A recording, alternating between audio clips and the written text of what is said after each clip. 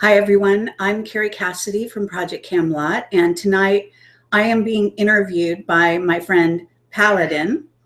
And so I'm going to switch this over so we can at least show what we're able to show of him, which is not much, unfortunately, but that's just the luck of the draw. That's how it goes. But hopefully this should be interesting to everyone. And we've got a chat room, so maybe we can also allow for some questions. I know he's got a lot of questions for me, but that doesn't mean that we won't be able to also get to some of your questions. So we'll try for that. So if you just bear with me, I'm just going to make sure that we're broadcasting for sure, which is always a little bit, we'll try dicey. And that was just a little feedback, but it's okay now. Okay, so we're good. Go right ahead, Paladin. The stage is yours. Okay. Thank you, Kerry. I appreciate this. We started publishing our White Hat reports back in November of 2010. And I had a mutual friend who knew Kerry. Kerry had interviewed her. So I reached out to her to see if I could get her to prevail upon Kerry to publish our reports, which Kerry did. And that sort of started our relationship. Eventually, Kerry and I spoke on Skype. And of course, Kerry's one of her first questions was, will you come on and do an interview? Of course, I declined. And I don't know how long it was, 2 or 3 years. And we finally relented. Kerry interviewed T-Man on radio. And then she got me on a couple of YouTubes and on audio, one of which we can't locate. So Kerry and I have known each other for about 7 years. I was aware of Project Camelot way before that, of course, and had followed some of the interviews. So I was pleased that Kerry showed some interest in us and decided to put our work out there. And we have, over the years, when Kerry wants me to come on and do an interview, we kind of go back and forth. And this is when I prevail upon Kerry. I say, you know, one of these days I need to interview you. And which Kerry has always volunteered willingly. And she said, anytime you want to do it, anytime. So this is that time. But one thing I do want to say, I know this is normally the introduction process and everybody knows Kerry. But I just want to say that, you know, Kerry does a lot of good work. She's always done it in an honest, diligent, hardworking way. She conducts her interviews with integrity, which is something that's kind of missing from journalism these days, and in investigative interviews. And, you know, she's put a lot of people on the map. There's a lot of people out there. And if you go back and look historically, Kerry is the first one that interviewed him. So she's made a lot of people famous, and possibly maybe maybe the White Hats too. So anyway, I hope we're still friends after this interview. No, I'm just kidding. Okay, so let's get started. Unless you want to add anything to the intro.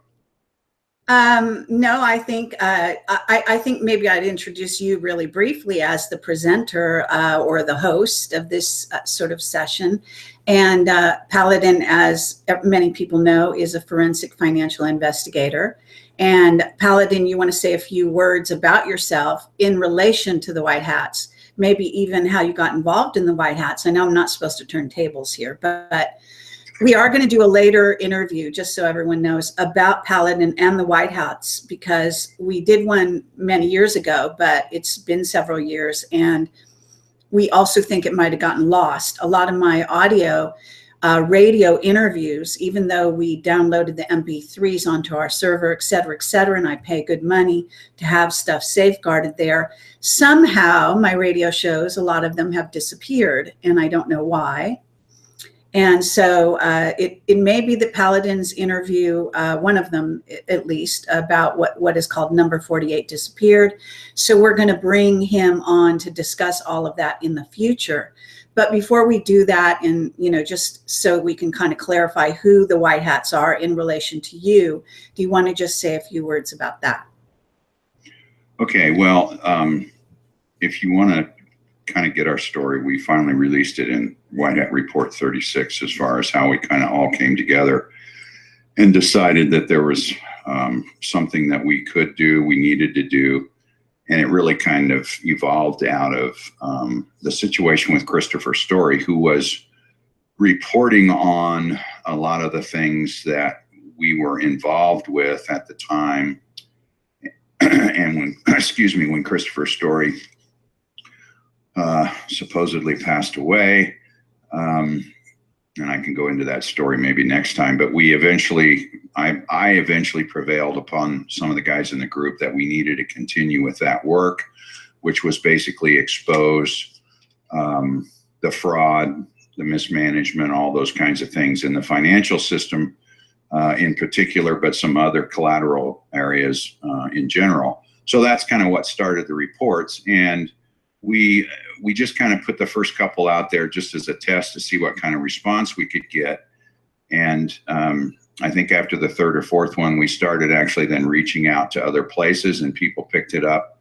As I said, Project Camelot being one of the first to actually repost our reports, which kind of gave us a ripple effect. And then from there, we eventually released about 47, then we took a break, and then we released a few more last year, 3 or 4, I think, in relationship to Dr. Richard Davis's pole mall. We were trying to get some traction for him and try to maybe promote what he was doing. We ended up not really needing to, as the election got taken care of by a few other people. But anyway, that was our attempt, or that was our reason for putting out some last year before the election. So that kind of brings us up to date, and we can talk about other things on the White Hats next time, if that's okay. Yeah, that'd be great. So, okay, go ahead. All right. So, you know how when you get up in the morning and you're getting ready to go on your 2-mile run or your 10-mile bike ride, and you kind of get warmed up, you kind of do calisthenics and you loosen up and get your legs stretched and all that. Well, we're going to do that here for our mind. This is going to be a mind exercise. Are you familiar with Jeopardy? Do you know how to play Jeopardy? I mean, I don't watch those TV shows, but I've heard of it. Okay, it's a game show, and basically what you have is you have categories, and then you are given, as a contestant, you are given the answer, and so what you have to do is provide the question to the answer. Okay, so for example, you could say Barack Obama, and the question is, who's the 44th president? Okay.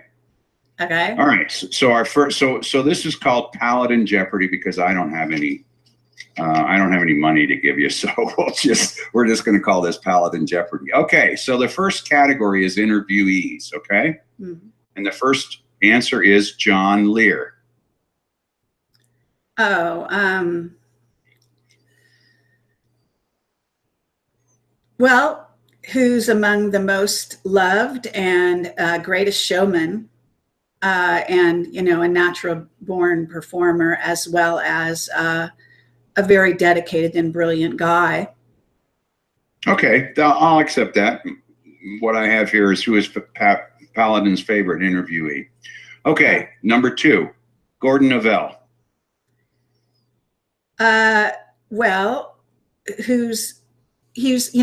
I can't really play this game very well, but he's most known for having created a team, which included, by the way, Hal Puthoff, to create an ARV, which is an alien reproduction vehicle, which is something that the military had already done, and he knew it. And he was a CIA agent. He finally revealed that to me. But he was also supposedly involved to some degree in the Kennedy, not the assassination, I don't think, but the cover-up. And okay, good. This is a good example of how you go in a different direction than I do, because mine is what Project Camelot interview included a guest who was involved in the periphery of the Kennedy assassination. So, okay, so that's good. All right, the third one, Charles or Chuck? Okay, you're talking about the Charles, the notorious sort of Illuminati supposed whistleblower that Bill Ryan got involved with after he left Project Camelot. Is that who you're talking about? That is correct. Name one of Bill Ryan's first interviews at Project Avalon. Okay, good. You're doing great. Okay, you're good at this. Okay, the next category is miscellaneous. Okay. Yeah. Illuminati Central. Well, I guess that's a phrase that I used when I was broadcasting from Britain. Yes. Yeah. And you got a kick out of it. It is Illuminati Central in a sense. Yeah. How did Kerry describe the location in the United Kingdom outside London during the 2013 Bilderberg conference? Okay. The next one, Heathrow Airport.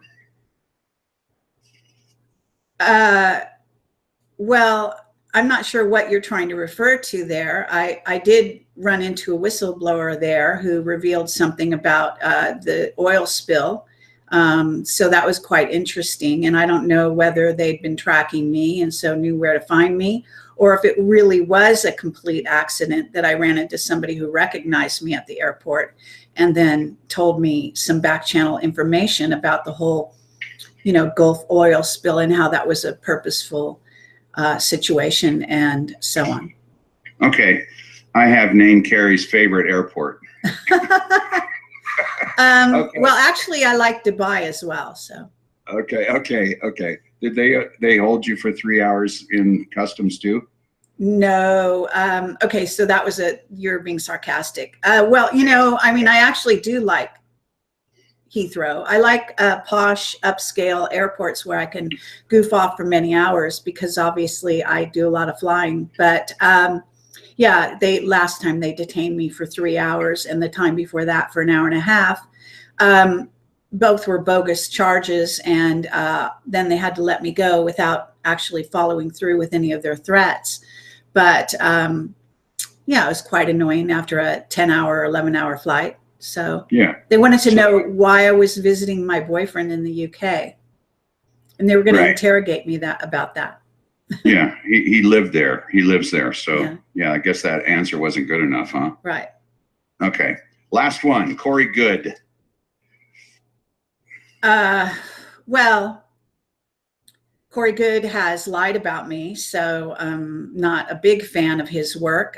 He is disclosing some worthwhile information, a lot of which is already out there, but not the Blue Avians is kind of his alone, but it does relate, I think, in a loose kind of way to what are in essence an avian, or there's so many avian races. I mean, you must understand that, and a lot of people don't, is that call them blue avians or whatever you want. They can be the ibis, which is symbolized in Egypt, and this is why David Wilcock got so on board with the Corey Good information to begin with, I believe, because he's quite wrapped up and obsessed with the raw material, some of which is quite excellent. And so the ibis is, Thoth, obviously symbolized by Thoth and so on. And there is an alien, race that are the avians. I mean, there are basic avian, there are the avians, there's the cat beings, Leo, there is the,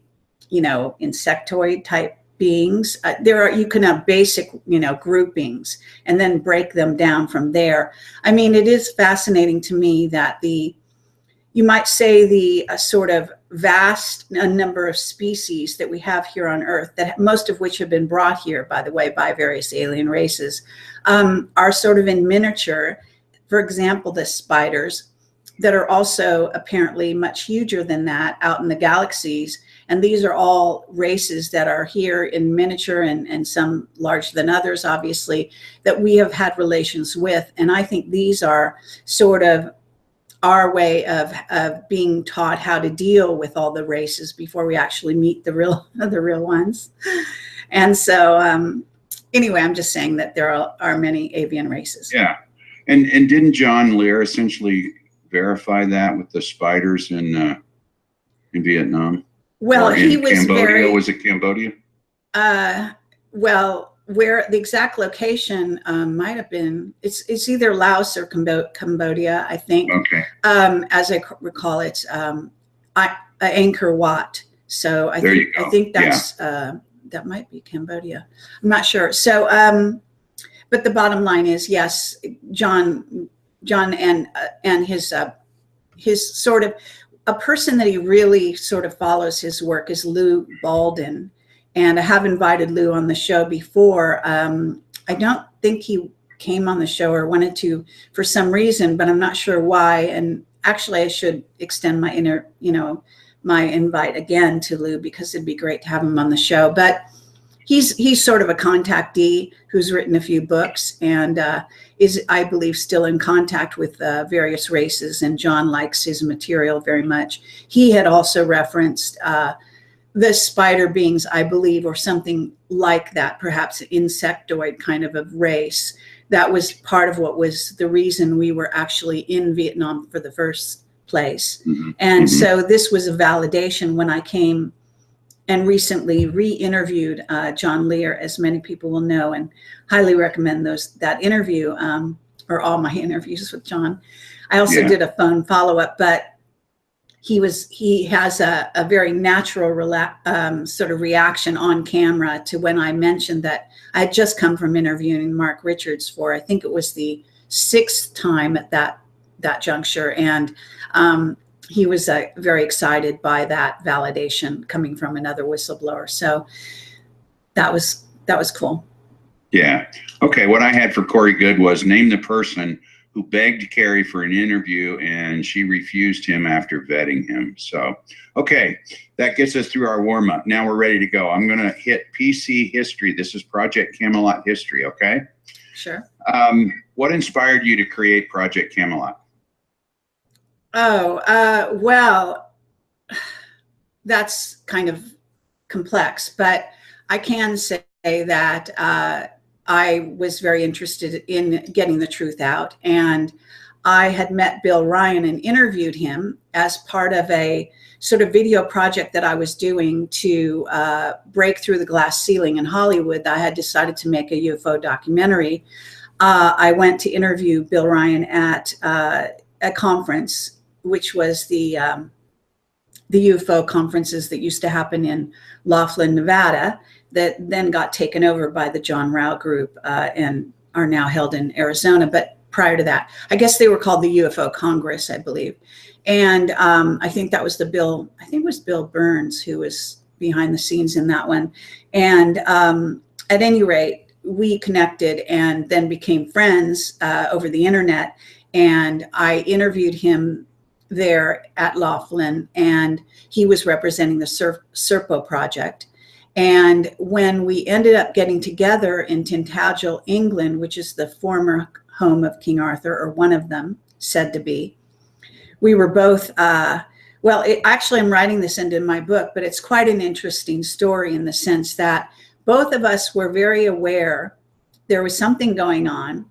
I can see light beings, and I can see the forms of various beings. I can't actually see them, clearly, but I know they're there, and I see them.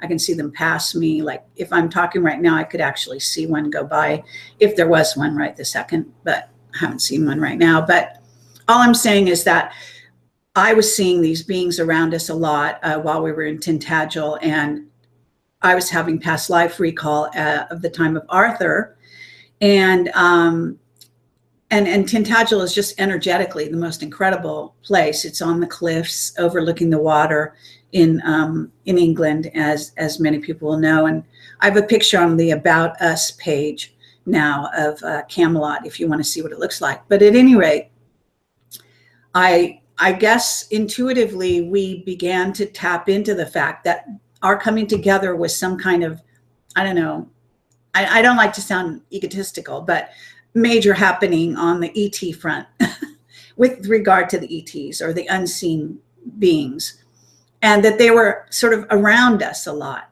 And so we kind of became conscious of that. And then as we were just leaving Tintagel, we spent I think it was a night and 2 days or something. And we both sort of said, okay, well, what are we going to do now? I had flown over there so he could show me power places like Stonehenge and the stone circles and Tintagel and so on, and Glastonbury.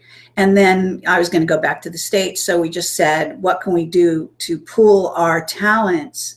There's obviously a reason we were brought together, and we decided right then and there to create this project, literally. And then we decided to name it. I was inspired by Camelot because I was having past life recall about Camelot. So, and Bill had been told, unbeknownst to me, by psychics prior to that, that he could possibly be a reincarnation of Arthur. He's always denied that. And it may not be true, but I'm just saying that he was told by psychics that. And I had somehow tapped into that on a psychic level, I guess. And that made sense to me because I was having this past life recall. And so we decided to name our project Camelot, but we knew we couldn't put it on the internet as Camelot. So I was writing a screenplay. I'd written several sci-fi screenplays up to then, and one of them was called Project Moondust. So I knew that I'd done a lot of research also on the internet. I was working for JPL at that time as a contractor in the communications area. And so I was writing screenplays on my lunch hour because my original background is spending 20 years in Hollywood. So I basically said, well, let's put project with Camelot. Nobody will think of that. And that's actually how they classify Black projects. They always put project this, project that, as you know. And so we made it was either going to be Camelot Project or Project Camelot. And both of us liked Project Camelot best. We looked for the URL. We were able to get the projectcamelot.org. We weren't able to get projectcamelot.com, the co.com, projectcamelot.com. Someone owned it. And so we just said, well, screw it. We'll just use .org. And even to this day, I don't think we've ever been able to get projectcamelot.com. I don't know who owns it. We did have a webmaster who stole Project Camelot let's see, one of our other URLs. I forget which one it was. And .net. He stole the .net, projectcamelot.net, which we tried to get as well, because we brought him on board and he was supposed to get it for us. That was really a stupid, this is in the earlier days of the internet. And he actually bought it with his own money, I think, or we gave him the money and he bought it. And then he kept it in his own name. And then he tried to do a competitive site to us. He used to try to harass us. And people would go there by mistake. So God forbid anyone ever did that. But it was kind of a nightmare when that was going on. So anyway, I know this is long-winded and kind of roundabout, but to be inspired, we both had this sort of desire to get the truth out about the ET and the whole sort of scenario of Black projects and secret witnesses. Again, because I had started my project doing this UFO documentary. And I interviewed people like Rich Dolan and Stephen Bassett and Jim Mars, all at one conference in Hollywood. This was before I interviewed Bill. And so then when I interviewed Bill, so we were already a sort of on this road, and Bill knew about the Disclosure Project with Stephen Greer. I actually didn't even know about it. He'd read the book. There wasn't a video or videos out at that time because Stephen Greer, unbeknownst to us, had actually filmed those witnesses, but eventually he put out this information that he wouldn't release those films because they weren't perfect enough. They needed to be Hollywood style or quality or whatever. And the funny thing about that is that the reason I started doing what I did, which is how Camelot came about, is I picked up a consumer grade camcorder. I said, screw Hollywood. I'm going to make my own UFO documentary because nobody will let me make any movies, because I was trying to package movies back in those days. And so, as I say, I interviewed Bill. And then when I got together with Bill and we were in Tintagel, I was like the filmmaker and he was like this sort of webmaster who had volunteered to do a website for Project Serpo. And he did quite a good job on that.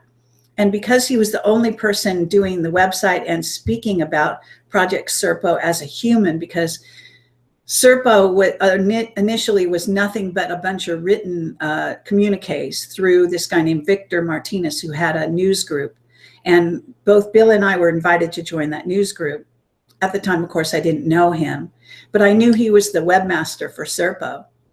And Serpo became very quickly during November and December of that year, kind of this is 2005, the flavor of the month, how UFO stories kind of catch on and take fire. So Bill, as the webmaster, became the only representative that you could even talk to about Serpo. So he got invited to speak at Laughlin. And so I knew that he was, I wrote him an email saying, okay, if you're speaking at Laughlin, I'm coming there, because I was going to do an interview with somebody else at Laughlin, which is Bill Hamilton. And my Bill Hamilton interview, by the way, at Laughlin is fabulous, and it's still on the Project Camelot YouTube channel, and I highly recommend it. He was a very turned on guy, knew all about all of the secret stuff quite early on. His wife was being, I don't know what you would call it, abducted or interacted with by reptilians. And he even reported this in a book. I mean, it was pretty gutsy back then to do. And he even still works he now works actually for them again, the secret kind of government, if you want to call it that, or he was last time I talked to him. Anyway, so I know I'm kind of going around in a circle here, but you wanted to know what inspired Camelot. It was all of these events sort of coming together. And I've always been, I was a journalist in college, and I wrote the radical stories for the paper. And I also broke a bunch of rules that they were mad at me for when I was in college at the paper.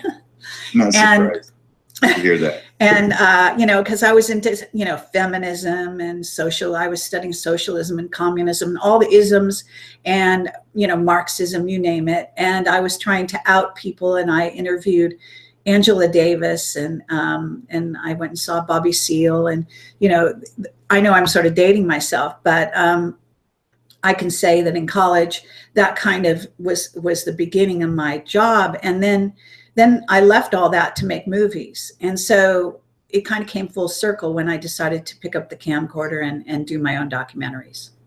Okay, so you covered 3 of my questions when I asked one, and we got feedback. There we go. Okay. All right. So now, did Project Camelot start in 2006? Officially? Officially, what happened what happened was, again, that I planned to interview Bill, and I contacted him actually late November, December, and the conference happened every February. So it was in 2005 that I actually already interviewed Robert Sala, who is a whistleblower all about the UFOs flying over the Minot Air Force Base in, I think it's Wyoming or Montana, maybe Wyoming. I'd gone to his house and did an interview. In other words, I was compiling a documentary and documentary footage. And I'd already been to this conference, as I say. I'd already interviewed. And what my UFO documentary is available that I made back then. It's called Have You Seen a UFO? And I literally went around the conference during the breaks, and I put the camera in front of the face of the speakers. And I said, have you seen a UFO? Because back then I was annoyed that all the speakers they were brilliant and they were wonderful. We're talking Jim Mars and Richard Dolan and Stephen Bassett, a lot of the usual suspects that you know of today. But they never would talk about their own encounters. And I thought that was somewhat strange. And so I decided I would do a documentary on that, because I had had UFO experiences in my life. And that sort of sent me down that road of wanting to make the documentary in the first place. So I figured all these other people must as well. Strangely, a lot of them kind of said they had a sighting, but they acted a bit vague about it. Now I actually think that they had a lot more exposure than they were letting on, but nonetheless. Okay, so that covers the history. That covers 4 questions. This is the way it goes with us. I ask one and you answer. You address that one and answer the next 3. Okay, now we're going to go behind the scenes. This is on interviews. Who or what interviews were the most difficult for you to get, and why? To get. Yeah. In other words, who are the toughest? if there's one more than others, or if there's a couple, two or three that come to mind? Why were they difficult to get, and who were they and why? Well, see, this is interesting because a lot of people don't realize is that Camelot does not necessarily go seek people out to interview, especially back in those days. What ended up to happen a lot of times was that people approached us and we would have to decide who we wanted to interview.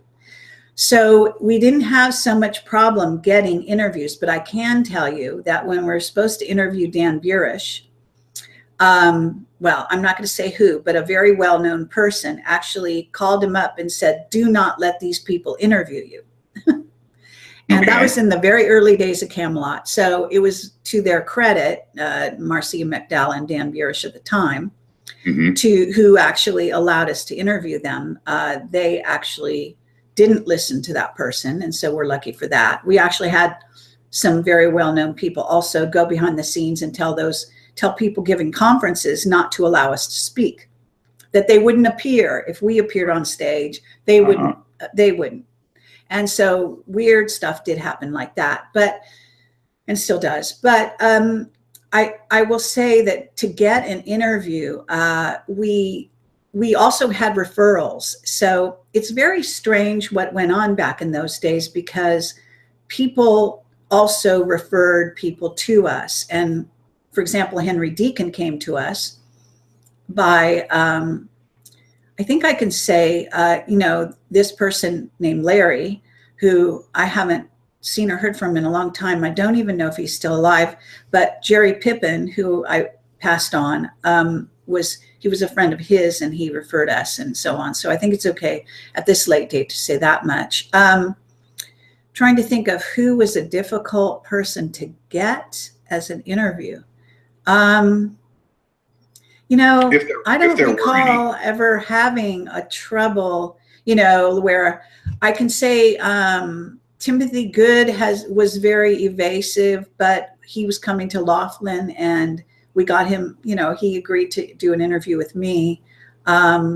He wasn't happy about the interview. He didn't want to do it. It was really obvious, but he was being agreeable. See, what happens usually is if somebody doesn't want to do an interview, they just don't do it. So it's not like, I don't do a big campaign this is the big mistake a certain other person made in thinking that I was doing a big campaign to get them to do an interview. If somebody contacts me, which that person did, I will offer, in their case, they actually said, would I interview them? Because Bill was interviewing them and wouldn't cover the Nazi situation.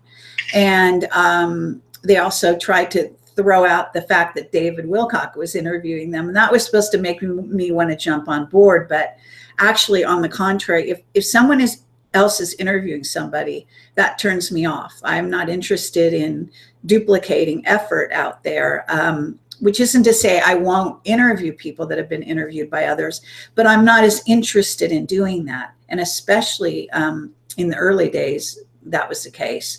Now, we ended up interviewing people like Bob Dean, and we made him famous many times over. He says I made him into a rock star. He was already well known, but for some reason we really connected and the interviews just kind of hit the roof and went crazy with, they've really gone viral all these years. So I'm trying to think of somebody. Did you have somebody in mind?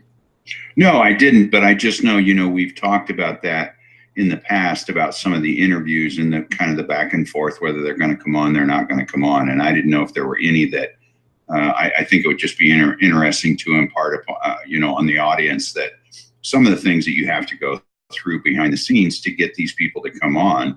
And, well, no, because, what happens also is we do have whistleblowers, but they tell us and that is part of our procedure. In other words, we don't push the interview. I'm not a pushy person in that regard.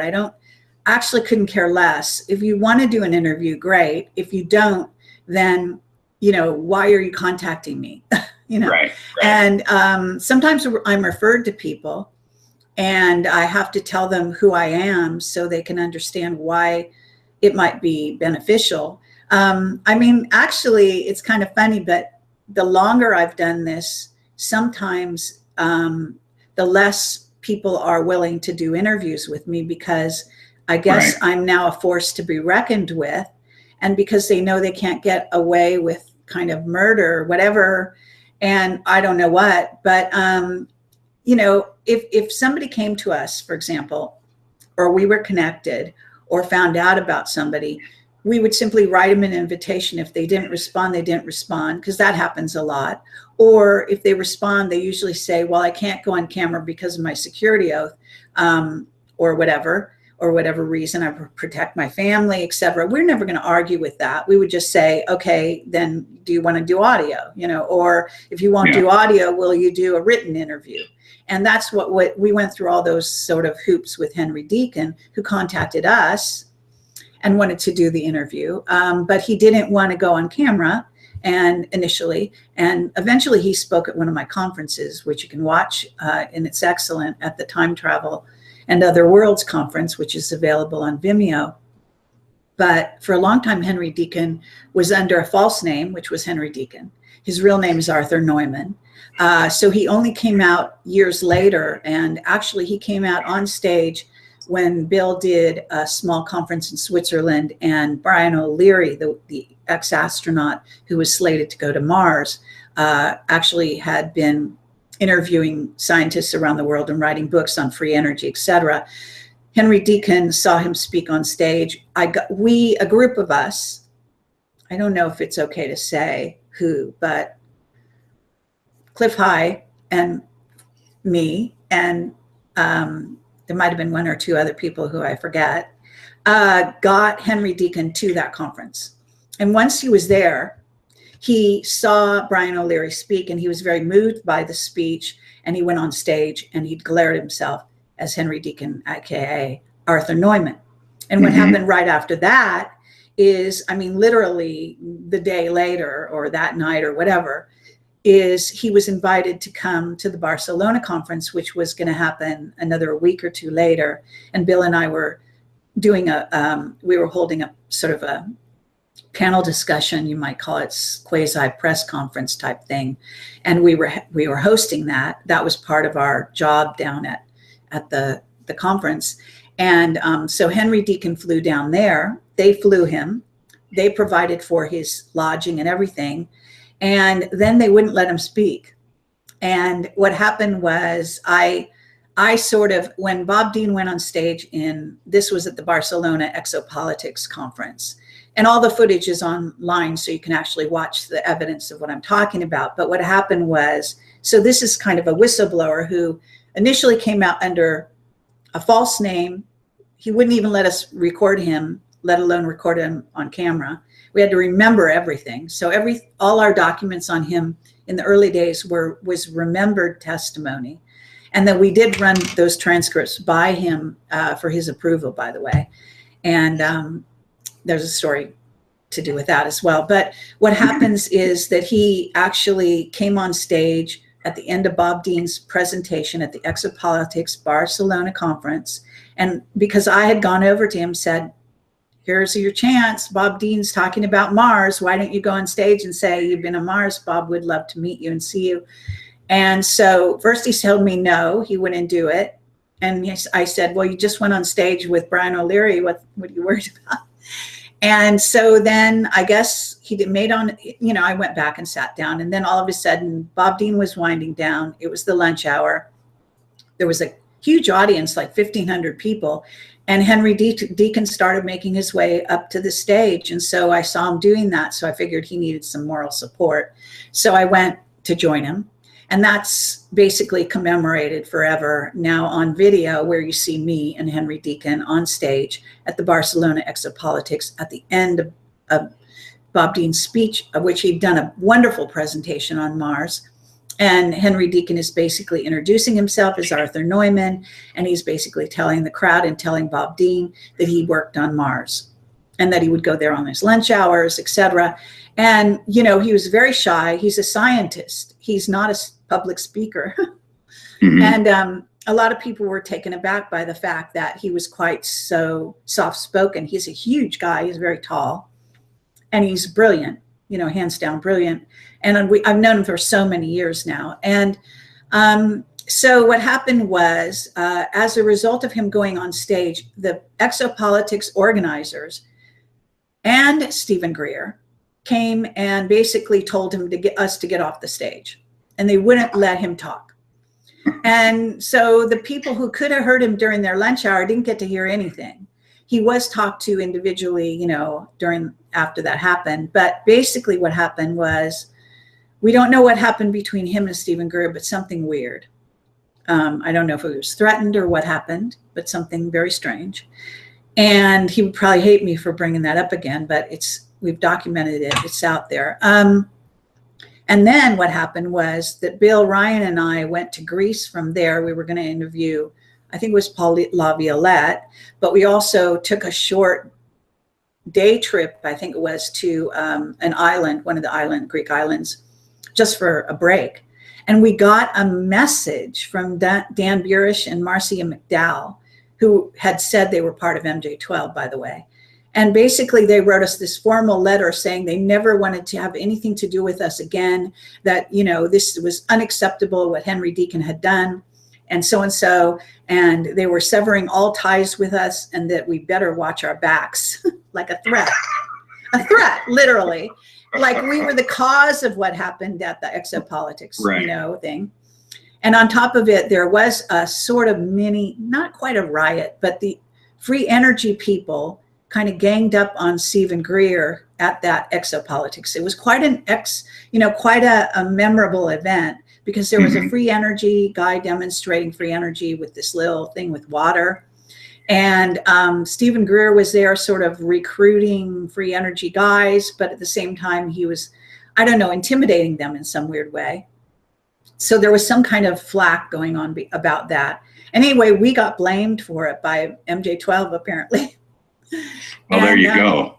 And then, yeah, so it's a long story. Sorry. Yeah, let's, because I've got a lot of stuff to cover. I'm sorry. That's good. Okay. Now, and try to just give me a short answer or short interviews, or the people, which interviews, if it's more than 1, 2, 3, I know you like all of them, but which interviews do you think ended up bringing out the best and the most information, in your opinion? Henry Deacon, Arthur Neumann, Pete Peterson, John Lear. I mean, these are the kind of big guys that, right, in Hollywood we call them tent poles. They hold up the rest of the, you know, because I've got tons of people, and I can't even, you know, I'm not even going to remember all of them. I would say Richard Allen Miller. God, you know, there's just so many that, and I don't want to miss people that are fabulous. There are so many really fabulous witnesses. Duncan O'Finian for Super Soldiers, of course. You know, there's just too many. Right. I can't even, you know, go. Okay. Now, this one is you. Which interview or interviews do you think was your best in bringing out information? Because I know a lot of times you have conversations with people, kind of just covering the bases and what you're going to talk about. And I know there are people that when you get them in there, you get them on, you want to try to get as much information as you can, knowing that some of them are going to sandbag you. So is there any particular interviews that stick out in your mind as you, as the interviewer, pulling out a lot of information? In other words, ones that you felt really good about, that you covered everything that there was to cover, and you were able to pull the information out of the interviewee, which I know is always, you know, it's a tough job to do when you're doing the interview, to ask the right questions, to click with someone so that they will give you the answers that you're looking for. Anyone that sticks out? I can say that I'm just, you know, in all modesty, I don't believe in false modesty, I'm very good at my job, and I can tell when somebody's programmed and giving me a party line. So when I interview people, I do interrupt them when they get into this sort of what I call it's like a trance-like state, and you can actually tell if you're astute when this is happening. A lot of people when they flip the switch, they just flip the switch and start talking. They have a canned response to every question. And when that goes on, I mean, William Tompkins, I got a huge amount out of him in a very short time, which is, you know, Rents and other people that interviewed him like 20 million times. I don't think they got what I got in the 3 hours. You know what I mean? Right. And that's what I'm talking about. Yeah. That kind of thing. I would say certainly Bob Dean, I think I got the best performance, if you want to call it that. I call it performance because to me, it is a performance. I was studied directing. I came from Hollywood. So I think part of the reason my interviews are so popular is that I see it not only as the interviewer, but I see it as a drama, as an interchange between two people. I don't just see it as a talking head and I'm just the facilitator, if you want to call it that. And because of that, some people hate my guts and some people love me, you know, but I am very active and I believe it is an interpersonal exchange. And that dynamic, I mean, I have ETs feeding me information about the interviewee when I'm interviewing. I get downloads, I get psychic information about them. Sometimes I'll dream the whole interview before the night before. You know, so all kinds of stuff goes on, but, and we get all kinds of interference as well by, again, the powers that be with technology attacking us, as well as Greys attacking us, you know, so there's a lot going on with all of it. But where you say I got the most, stuff out of somebody, I don't know. Maybe you would, the viewer has to be the judge of that. To me, I'm very happy with my interviews.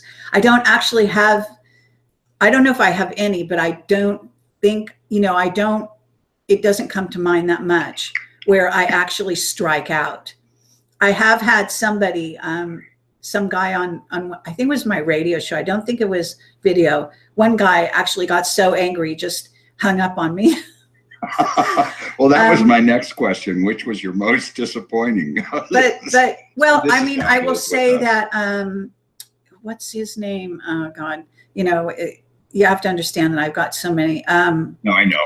Okay. So there's a guy and his name right now is escaping me. It's really dumb, but maybe it's better that I don't say his name.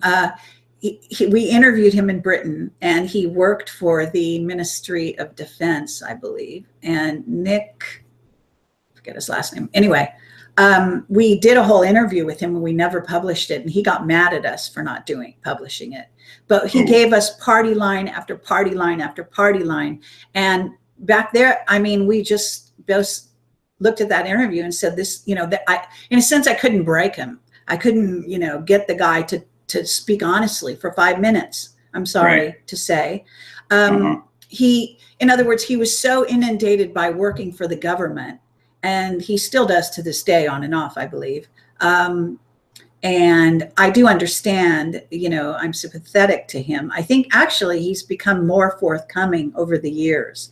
To his credit, he has written some fictional books that tell more the truth, right?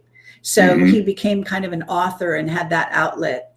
But what they do to, kind of get into the head of the people working for them and to make them, toe the line. I mean, it's pretty incredible. So that's also why I am very proud of what I've done in Project Camelot, because I believe that I've been able to cut through and get these people to tell the truth 9 times out of 10 to me and the public. And I can tell you that they have disclosed things they didn't know they would disclose. And I can also tell you that I am now, in some ways by the secret space program, persona non grata, although I do have my fans out there within that program, but if they have somebody that they don't want to tell the truth, who's kind of programmed to give a certain party line, they're not going to give them to me. Let's just put it that way, because I'm dangerous. Okay. I'm very dangerous in that regard. Okay. Now this next section is trips.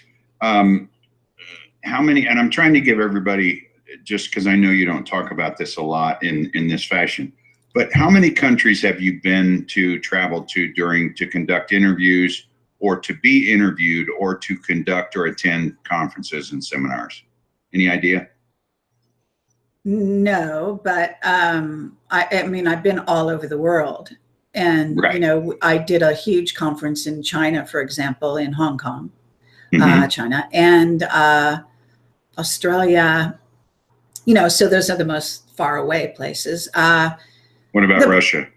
Yes. I mean, Yes. I didn't do a conference in Russia. You know, we interviewed Boriska, and we interviewed Valery Uvarov, and we interviewed a couple other people there as well. I mean, we made a trip to Russia. That was, when we did it, especially, was extremely unusual.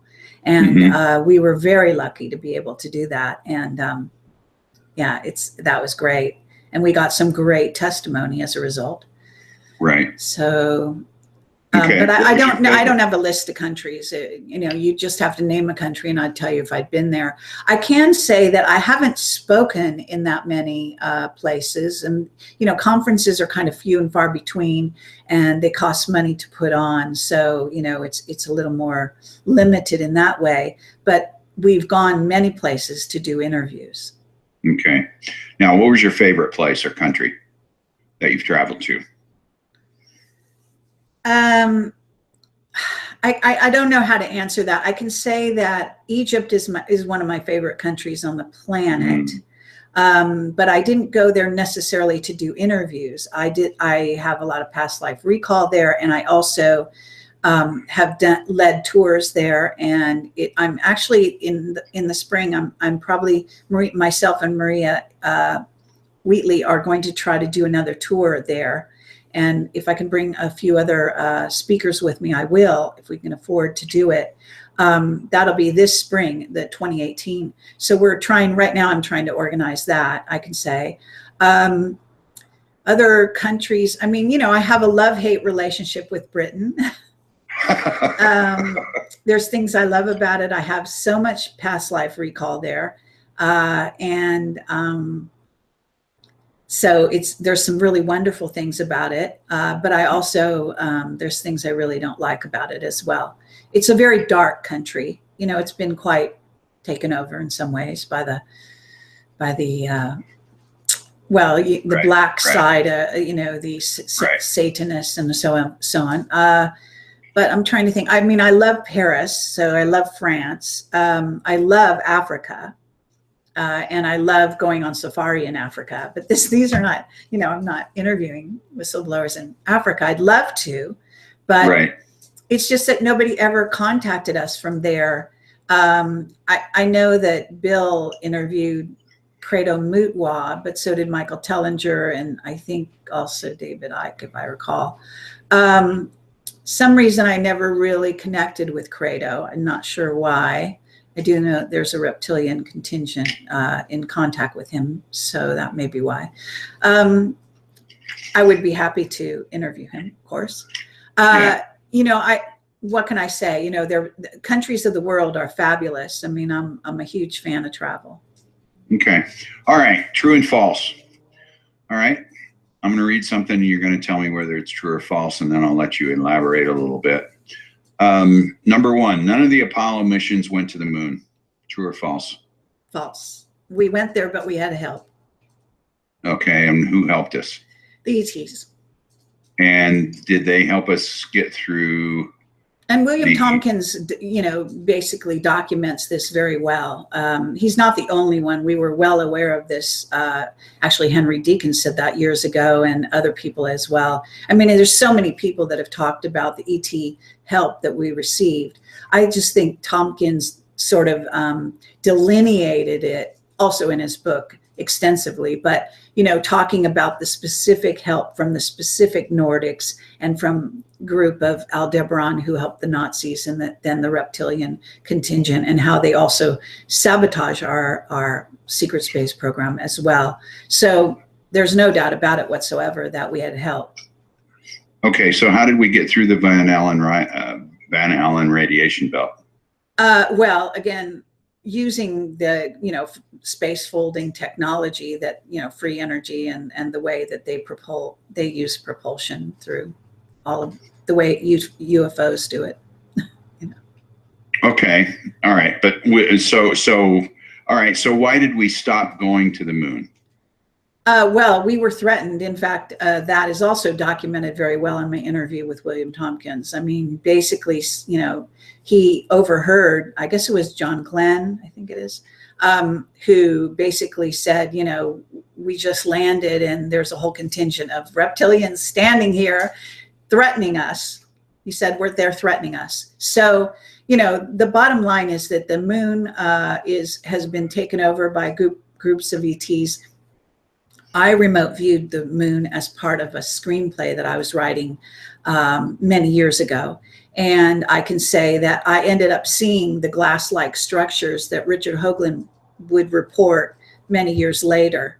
And I actually saw the beings creating those. They do it with sound and a certain kind of sound and mental connection and possibly light, but definitely sound. And there are these hooded beings that are quite tall and thin and diabolical. And there are also, of course, the notorious grays that have bases there, like an infestation. And yeah, there are definitely, I don't even know all the races that are on the moon, but I can tell you that there is heavily contested land there. And on top of it, it is a sort of, it was a satellite moved into place. And John Lear talks about this and others. And, it's hollow. And I mean, there's just so much to it, but it's also a control mechanism to do with the Earth and balancing, for some reason, having to do with our orbit. And, I think that Ashiana Dean also gets into the purpose behind the placement of the moon. But it's completely artificial, so, Right, okay. Now, the transmissions that were sent back, I think those of us who were alive at that point remember gathering around the TV sets and watching the first, This Small Step for Man, Giant Leap for Mankind. Were those transmissions real, or did Stanley Kubrick actually film those in his London studios? Yeah, Jay Widener has, actually, from what I understand, he's writing another book about this now, but absolutely, there was the whole Stanley Kubrick side of things, and they had to cover it up. I mean, I can even tell you that on JPL, on the lot, there was a rover, and there was a whole little rocky area where they used to test out the rover and so on. I mean, it's so easy for them to fake the moon, what appeared to be the moon, and so on and so forth. So, look, you can't show all the ships and all the ETs that are around you. It's very difficult. Yeah, that's why. So that was the reason that they faked those videos. And even to this day, real time. Look, they won't even show you. People, the flat Earth people go crazy over this, but they won't even show you the Earth. The reason they won't show you the Earth is because of all the ships around the Earth. Okay. I mean, they can't show you. And still, what are they going to do? Use that brush stuff to get, brush it out, all of the ships around the Earth. We are being monitored constantly. And this is just a reality. I mean, I look at the night sky and I can see that, the ships that are up there. And I can kind of zoom in on various ones. I mean, I know that those aren't stars. A lot of them aren't stars. In fact, sometimes I wonder if at times we're not just looking at a dome that is full of fake stars and craft and so on and so forth. But it's gonna be like, sort of, it would have to be sometimes there and sometimes not. There, I don't believe, I do understand the whole flat Earth thing, but from my point of view, it's important to understand that we are in a hologram. That there is, I think Ashiana Dean described it very well when she talks. She actually does drawings, and so you can watch my interview with her, which is quite extensive and hours long. But she shows how there's plates, like dinner plates, one right up. It's like with one right up above the other. These are the dimensions, and the planets. A planet is like a system, which is a plane, you know, and it's got density and it's got dimension. In other words, a lot of it can be misconstrued and misunderstood as a result. Flat earthers are kind of, their brains are sort of taking all of the dimensions, and, you know, it's like looking at something 3D as opposed to 2D. They're kind of 2Ding it in a sense in their mind. I do understand why they're doing that right now, especially because the Earth is moving out of 3D into 4D. So we are now occupying what is in essence 4D. 4D is like a flat plane, you can envision it, that goes endlessly. And so they're kind of like tapping in on a psychic level, and it's affecting their perception, and they're sort of seeing it that way. Now, there's lots of anomalies and points that they have made, which are good points, which have to do with why, if you go to Antarctica, they put a flag in each place or something, and then the flags don't all come on camera, and there's some problem with them showing that. And it's true. But I think what's happening more often than not is what they're hiding. So they're hiding stuff so you don't see what's going on in Antarctica. They're not letting you see what's really there. They're not letting you see the structures, etc. I just don't think it's so, you know, our reality, even our regular reality, let's call it, what people think is solid and all of that, I don't see it that way. I think if you meditate deep enough and you understand this sort of multifaceted, multidimensional quality of what it is to be human, you don't see it quite, you don't even see reality the same way. So I can't explain it, but I grok it. It's really something you need to understand on a sort of a spiritual level, I guess, you know, and a metaphysical level, as opposed to some literal hard, you know, fast, practical level that a lot of people like to see reality as. And this is their problem with understanding why they don't see ETs around them, you know, and what it means to occupy other dimensions.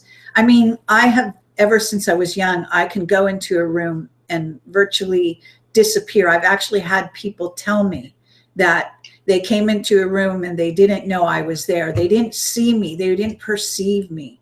I was there, but they didn't perceive me. It's, you know, this stuff goes on constantly. And on top of it, the reptilians and various species do have the ability to fog your brain. So even if you perceive them like instantaneously, they know it, and they can then, you know, sort of shoot a beam at you and get you to basically forget. So there's a lot of forgetfulness, let's say, on this planet. Okay. All right. The second true false. Time travel is possible and has already been done. And I'm talking about physical time travel, not in the remote viewing sense. So in other words, is there a machine or a method where if I wanted to go back to Daley Plaza on November 22nd, 1963, you could take me there, or somebody could take me there and put me there? Well, again, we are time travelers by nature. So yes, you can go there, and yes, you can go there with or without your body. Your light body is really best facilitated for this sort of travel. But nonetheless, yes, there's a physical, you know, there's a gate, and there are many gates, and, you know, there are what Henry Deacon called them jump rooms.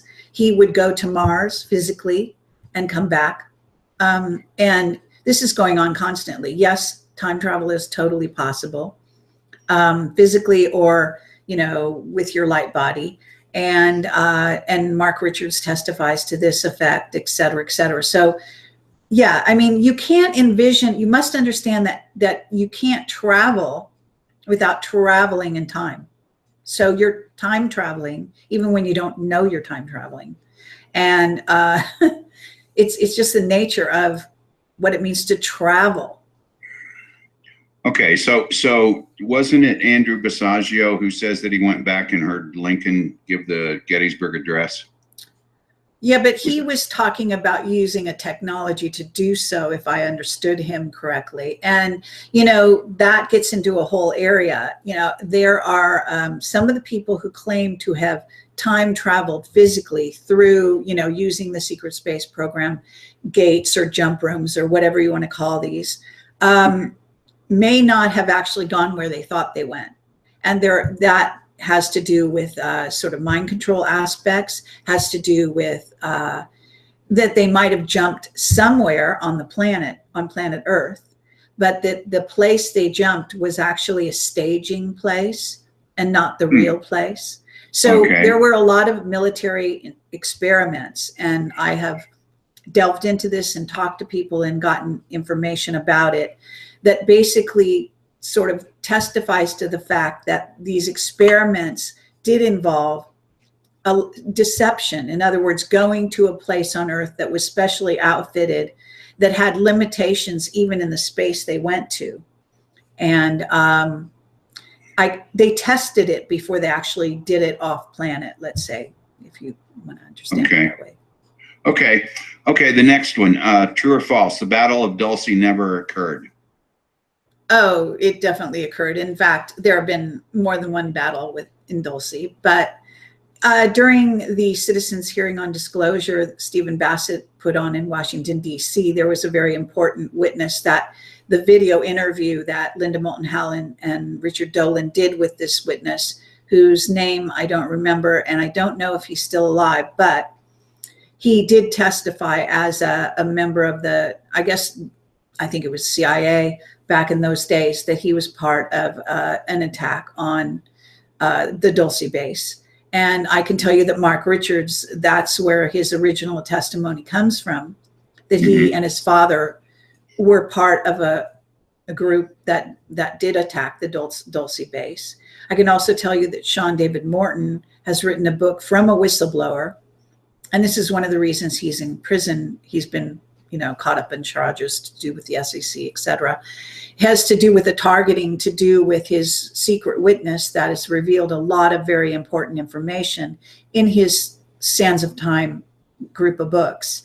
And that this documents also a battle in Dulce, and the Branton material on the web that documents this also, and so on. And Phil Schneider was part of a kind of an invasion into that area as well.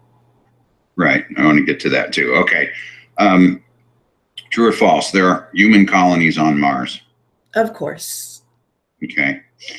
And the last one, on 9/11, no planes flew into the Twin Towers, Pentagon, or crashed in Pennsylvania. True or false? True. Okay. Okay. Very good. Now, I want to get into the meat and the potatoes here. And, when I'm answering a lot of these questions, let me just say, for the people watching this, or even newbies that might be watching it for the first time, everything I basically talk about, my whistleblowers have and interviewees have talked about over the years. So since I've interviewed, over 600 people, and since there are over 550 interviews by me on my YouTube channel, and I did around 5 years of radio shows, some of which are still available on Project Camelot under interviews audio, if you go there. And then there's also in the Project Camelot Productions area, where you can also get the audios for that, for earlier, like 2009 interviews, audio interviews. So I've been interviewing people a lot over the years. I have a lot of testimony. And what I do is I triangulate that testimony. I use 3 or more individuals who don't know each other and are saying the same thing. And we have, of course, continued to investigate over the years. So at this time, I can tell you, on top of my own sort of psychic intuition and experiences, that I know without a doubt some of the things I'm talking about. And so you will see me act very sure of myself, I guess you call it, because of that, because I am backed at this point by a huge backlog, a library of information that, if you doubt what I'm saying, investigate. And it's not only my interviews that are out there in the world now, there's just countless others doing the same thing now. So.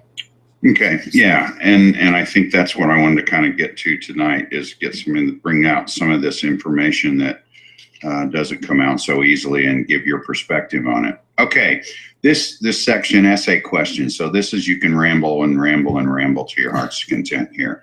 Now the first one, I've got 4 listed here. First one is Mark Richards. I have, because I went into jail during the O.J. Simpson thing, I have had that experience, and it's kind of creepy going, because you know, whenever you go inside to interview somebody in jail or in prison, you're actually you go behind bars. You are in there with them. It's not like they bring them outside the prison for you to interview them. You have to go inside. So it's a little creepy. The whole thing is just a little creepy. And every time I did that in the LA County jail when OJ was in prison, in jail, you know, there's always a little part of you that says, boy, I hope they let me out of here, you know? So I know what that is like. Is there anything that, I know you do your recall with Mark Richards because of the situation that you really can't take any recording devices in, and they make you use a pencil when you even have one, and paper. Is there anything that you haven't told us that you want to, or that, and also the second part of this is, how are things different now as opposed to when you started interviewing him? As far as a progression, has he gotten more comfortable, or has it gotten to a point where it's kind of just leveled off and there's really nowhere else to go? So kind of elaborate, because I find your recalls, I mean, whenever you send those to me, I'm on those right away, because those are just very fascinating to me. Okay, well, thank you, and I'm glad that's true. And I want to say his wife, Joanne Richards, is doing a fabulous job as well. She speaks around at conferences and so on. You know, he's really one of the top whistleblowers out there. I can say that he is a political prisoner. In other words, he is there because the powers that be that want to run the earth force him to be there, and he stays there, not because he can't get out, which he can, because he would have the ability in a number of different ways, also to do with the raptors, who are a race of reptilians that are now aligned with humans in a positive way. And that gets into the material, of course. I can say that he could leave prison anytime he wants with their help. But he chooses to remain because he has family here on Earth, and he wants to keep them alive, number one, including his wife, Joanne Richards, and he's protecting people. Mm-hmm. So he is a very principled, good guy, in my opinion. And I've now been interviewing, I did 7 interviews so far, and I kind of figured them out. They're approximately once every 6 months. And it is quite an ordeal to do the interview and to go and do all of that. And it's very draining, as you say, going to that sort of setting. We go to this prison in Vacaville, and I forget its official name. I always get it wrong, so I'm not going to say it here, but it's a federal prison. And he is a medium, I think you call it a medium security. Security, yes. Yeah. And, I have to go through all these bells and whistles, and thank God his wife, Joanne, accompanies me. Actually, I don't know if I have the guts to go by myself.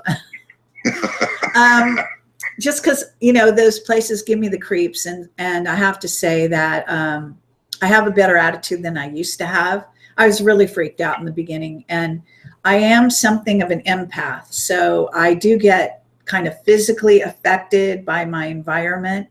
And mm-hmm. so that made it extremely difficult. And I would be so drained after these encounters. Also, the other thing is that you could kind of look at what we're doing right here. And if you were sitting like right across from me and I was grilling you, not you asking me, that's what goes on with him. In other words, I sit there, and sometimes it's 2 hours and sometimes it's 4. And his wife just sits, most of the time they talk for like a minute or 2. And then most of the time I'm grilling him. And he basically is like right on it. she brings him something to eat from these microwave oven things and, you know, machines, and gets something to drink, and I could eat if I wanted. I don't eat, and I don't hardly drink, but he'll have something, you know, because this is an opportunity for him to have something to eat in the middle of the day or whatever. And so he will just answer me right away, and he's just very forthcoming. He's also told me, I mean, he's basically reporting to Bobby Ray Inman, who is an admiral that William Tompkins, by coincidence, if you want to call it that, said he reported to, who's still operational, you know, in the secret space program in a big way. And I have invited him years ago for an interview. I can't remember how I did it, but maybe it was just like in this kind of forum where I just invited Bobby him. Ray Inman. Mm-hmm. But really? yeah, just for fun. I knew he would turn me down, but that's just for fun, you know, because I like to invite all these guys. I mean, I would like to invite all of the generals, and, you know, there are certain ones that I know have worked in black projects that other people don't know they have. For example, I think it's, let me see if I can get his name, Hastings. I think, was it Michael Hastings? Something Hastings, the journalist who got killed, the Rolling Stone. Yeah, Michael Hastings. Yeah. Okay. Hastings. Well, he was embedded with McChrystal. Yes. And McChrystal is definitely someone who comes from black projects. He came from that world before he went to Iraq. And I can tell you that I think that's why they killed Michael Hastings, because he really got sort of under the wire and learned things he wasn't supposed to know in a big way. And, you know, McChrystal knows it all. So, right. You know, I could interview someone like that. I mean, these people won't do interviews with me, but of course I have an open invitation to any of them. I'd like to interview, I mean, you name it, politicians. Right now I'm trying to interview a lot of the financial so-called pundits out there. I mean, because I think it's so important to bring this, what I know and the world that we know, to these people so that they can stop talking on such superficial levels. And by the way, I can announce here that Cliff High has now accepted our invitation to do a sort of a roundtable discussion with you and me. And it's going to happen next week, I think on Thursday, if all things go as planned, on my show. Great. And that, I mean, at first he didn't want to do, so you could say, well, Cliff High was one of the most reluctant interviewees. But, you know, I'm not sure why he, you know, was at first reluctant, but I can say that he and I probably don't see eye to eye on a lot of things. So that's maybe one of the reasons he was quite concerned. What else? I forget the question now. Mark Richards. Anything else? Okay, yeah, so has it changed? Yeah, that you haven't told us about him. Any progression or flattening out sort of your relationship since you've seen him 7 times? Any change or, you know, anything that's just interesting that you haven't told us up to this point? Because I know you do a dump. I mean, I remember the first ones you were doing it in your car as you were leaving. So just so you could remember it and get it out there, which is great. Yeah, because it's that's major. The best way to do it. So because of the circumstances of doing the interview, which you basically have to commit it all to memory, and then you have to dump it as soon as possible before you forget some of it. So is there anything that you haven't told us that, you know, you've thought about later saying, oh, I remember this and I didn't put it in the interview section, or anything that you haven't talked about with Mark?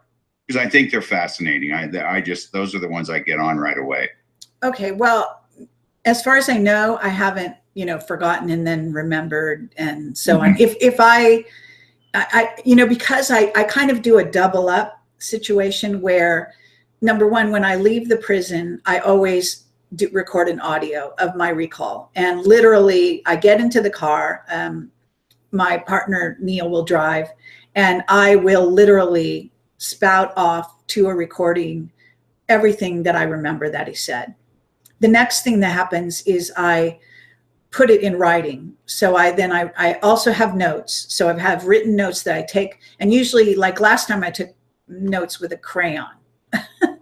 But nonetheless, do they check your notes? No. Do they check your? No, they don't. But Now, is he handcuffed? Is he handcuffed at all? No, he's in a room with a whole bunch of other people with their families. Okay. I mean, it's a madhouse. It's not quiet. And we are just sitting on these cramped little chairs. They happen to be made for little children to sit on. For some reason, don't ask me the fucking brains of the prison system. Right. Why they can't give you decent chairs and tables. But literally, the table is like at knee level.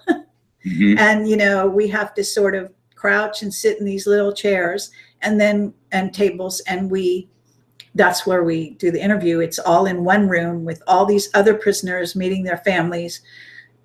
Little children are there, I guess, to some degree. I recall them running around screaming and doing things. So it's, you know, it's quite of a hectic situation, but I'm so zeroed in on getting this information. And, you know, it hasn't, in the sense that he's always bringing forward new stuff. And I think now I'm sort of seeing that he seems to have certain things that he told me he's getting direction. He's getting like what he's allowed to tell me. And so I do think now, as it's gone on for a while, I'm starting to get like sort of an agenda, a rollout of an agenda, let's say, through him. And so he's emphasized, like when he brought up the spiders in Vietnam, that was like out of the blue. It was the last thing I expected. I did know that I wanted to ask him about Vietnam because I knew he had written reports about it. Joanne sells those reports on her site, which I've read most of. And there was a psychic thing which said I needed to revisit that story with him. So that was true. But at the same time, he did the same thing this time. He's actually disclosed, like, I don't know if people realize, the most important things he's disclosing are like, now the portal's opening and there are infestations happening from various beings coming in through those portals. And then there will be a war situation, and that it will look like a weather war, or it will be, they will pretend it's a weather, you know, it's a weather situation. This is why I'm investigating and trying to get feedback from him on the hurricanes, because I'm sure that they were covering up something to do with the ETs there. I know he's many times said the war in Iraq, the war in the Middle East is all about the reptoids. He talks about Africa, this recent sort of battle in Niger that made the news. There's no doubt whatsoever, now that I know him and I know his kind of the telltale signs, if you will, I can tell you that's an ET situation.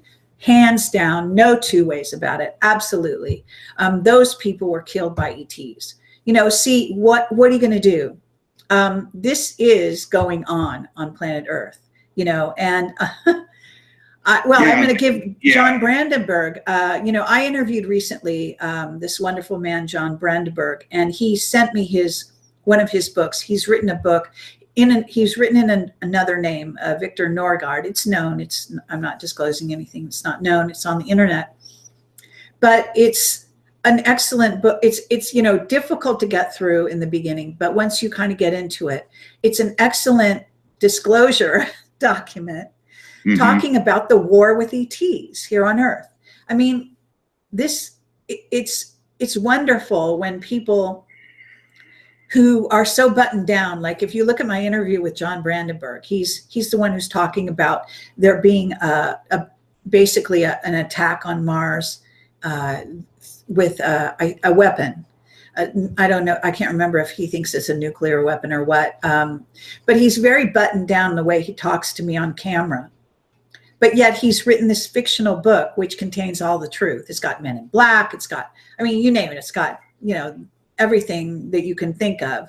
It's got the underground bases, this is what's going on. And so again, we have another validation from someone who is in a position to know. Now, he can't come out and say he knows, you know, the real thing that's going on. Well, but they're allowed to put information out as long as they call it fiction. Yeah. That's how they're able to do it. So, okay. So, yeah. You know, and the Niger thing, I mean, come on. there's no doubt in my mind that they were watching that real time on the satellites. So they know exactly what happened. Of course real they know. time. Yeah, they know how the guy died, but they're never going to say. I mean, Yeah, until right. we have disclosure. And, you know, I have told you this, that I have had now 2 dreams in the last, well, you might say 6 months, telling me that I know it sounds crazy, but I'm doing press conferences. And I mean, this is with the mainstream media. And in one of my dreams, they show up at my door, which I keep my actual address secret. So this is outrageous that they would actually find me, for one thing. But secondly, you know, and I just the other night had another dream about it. In other words, disclosure is happening. I know the Tom DeLonge stuff appears to be a kind of a disclosure. The William Tompkins stuff was backed by the Navy, or a portion of the Navy. We are getting some disclosure now, more so than we've gotten for years. So I just want to say that the gates are opening. There's no 2 ways about it. And I've written articles about this saying it's being pushed by the reptilians. Mark Richards did say they're pushing disclosure. They want chaos on planet Earth. They want the humans that are completely in the dark about this, the ET visitation and even underground, you know, ETs and so on. They want these people to, you know, lose their minds and go running around like psychos. Actually, I don't think that's going to happen, first of all. But second of all, the reason they're doing disclosure is to make sure it doesn't happen. Because out of chaos, the reptilians are hoping to take over the world. You know, these are agendas that these various races have. And so. Okay. Next one, Bob Dean. You hit the nail on the head. I love all the John Lairs. Bob Dean is a close second. Can you just give us an update on how he's doing and what's going on with him? Well, I can say that I saw him, I guess it was around 6 months ago, maybe, not sure when, maybe a little bit more. And he's going blind. He couldn't stay up for very long. He kissed and hugged me a bunch of times. I think he was trying non-verbally to say he might not be here very long. He's wonderful. I wish I could have him on my show. His wife does not want him out there, you know, talking. He, you know, because I think he has spurts of energy, and he's as brilliant as ever. He's in David Adair, who's a wonderful whistleblower. And I've interviewed him a number of times on my channel. He is in contact on the phone with Bob Dean. He's like one of the chosen few allowed to have conversations via phone with Bob Dean. Yeah. But and he wanted to have him do a phone thing on the air, but I don't think it ever took place. I don't know. And of course, I would love to do that as well. But so far, it's just not allowed. His wife is quite protective of him, Marcia Schaefer. So that's the story with him. You know, he's 80. I think he's 85, if I have it right. And he had his birthday not that long ago. He was having his birthday right when I was there, around 6 months ago. So maybe he's almost 86. And what can I say? You know, I wish he had lived longer. I mean, I wish he could live longer. I wish he'd never die. I mean, he never will die, but you know what I'm saying? I mean, I have sort of, I don't know, you might say a father-daughter relationship with him. I really am close, you know, to him on a heart level, let's say. He's a wonderful, wonderful man.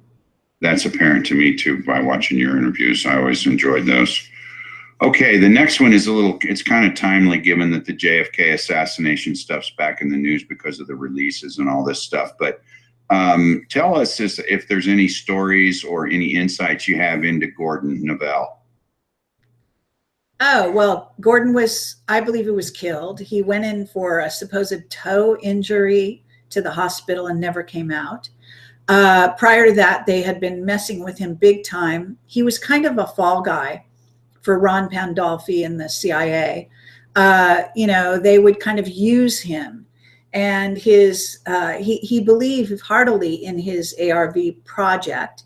He did assemble a huge kind of group of technologists, and I think Mark McCandlish was part of it, at least for a period of time. I don't know if he stuck the stuck with him the whole way.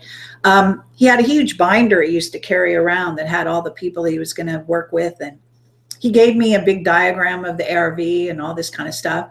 He used to, he kind of became like a friend in a way with me. He did disclose he was a member of the CIA. They tried to take over our television show, and basically our producer told them no. I relayed the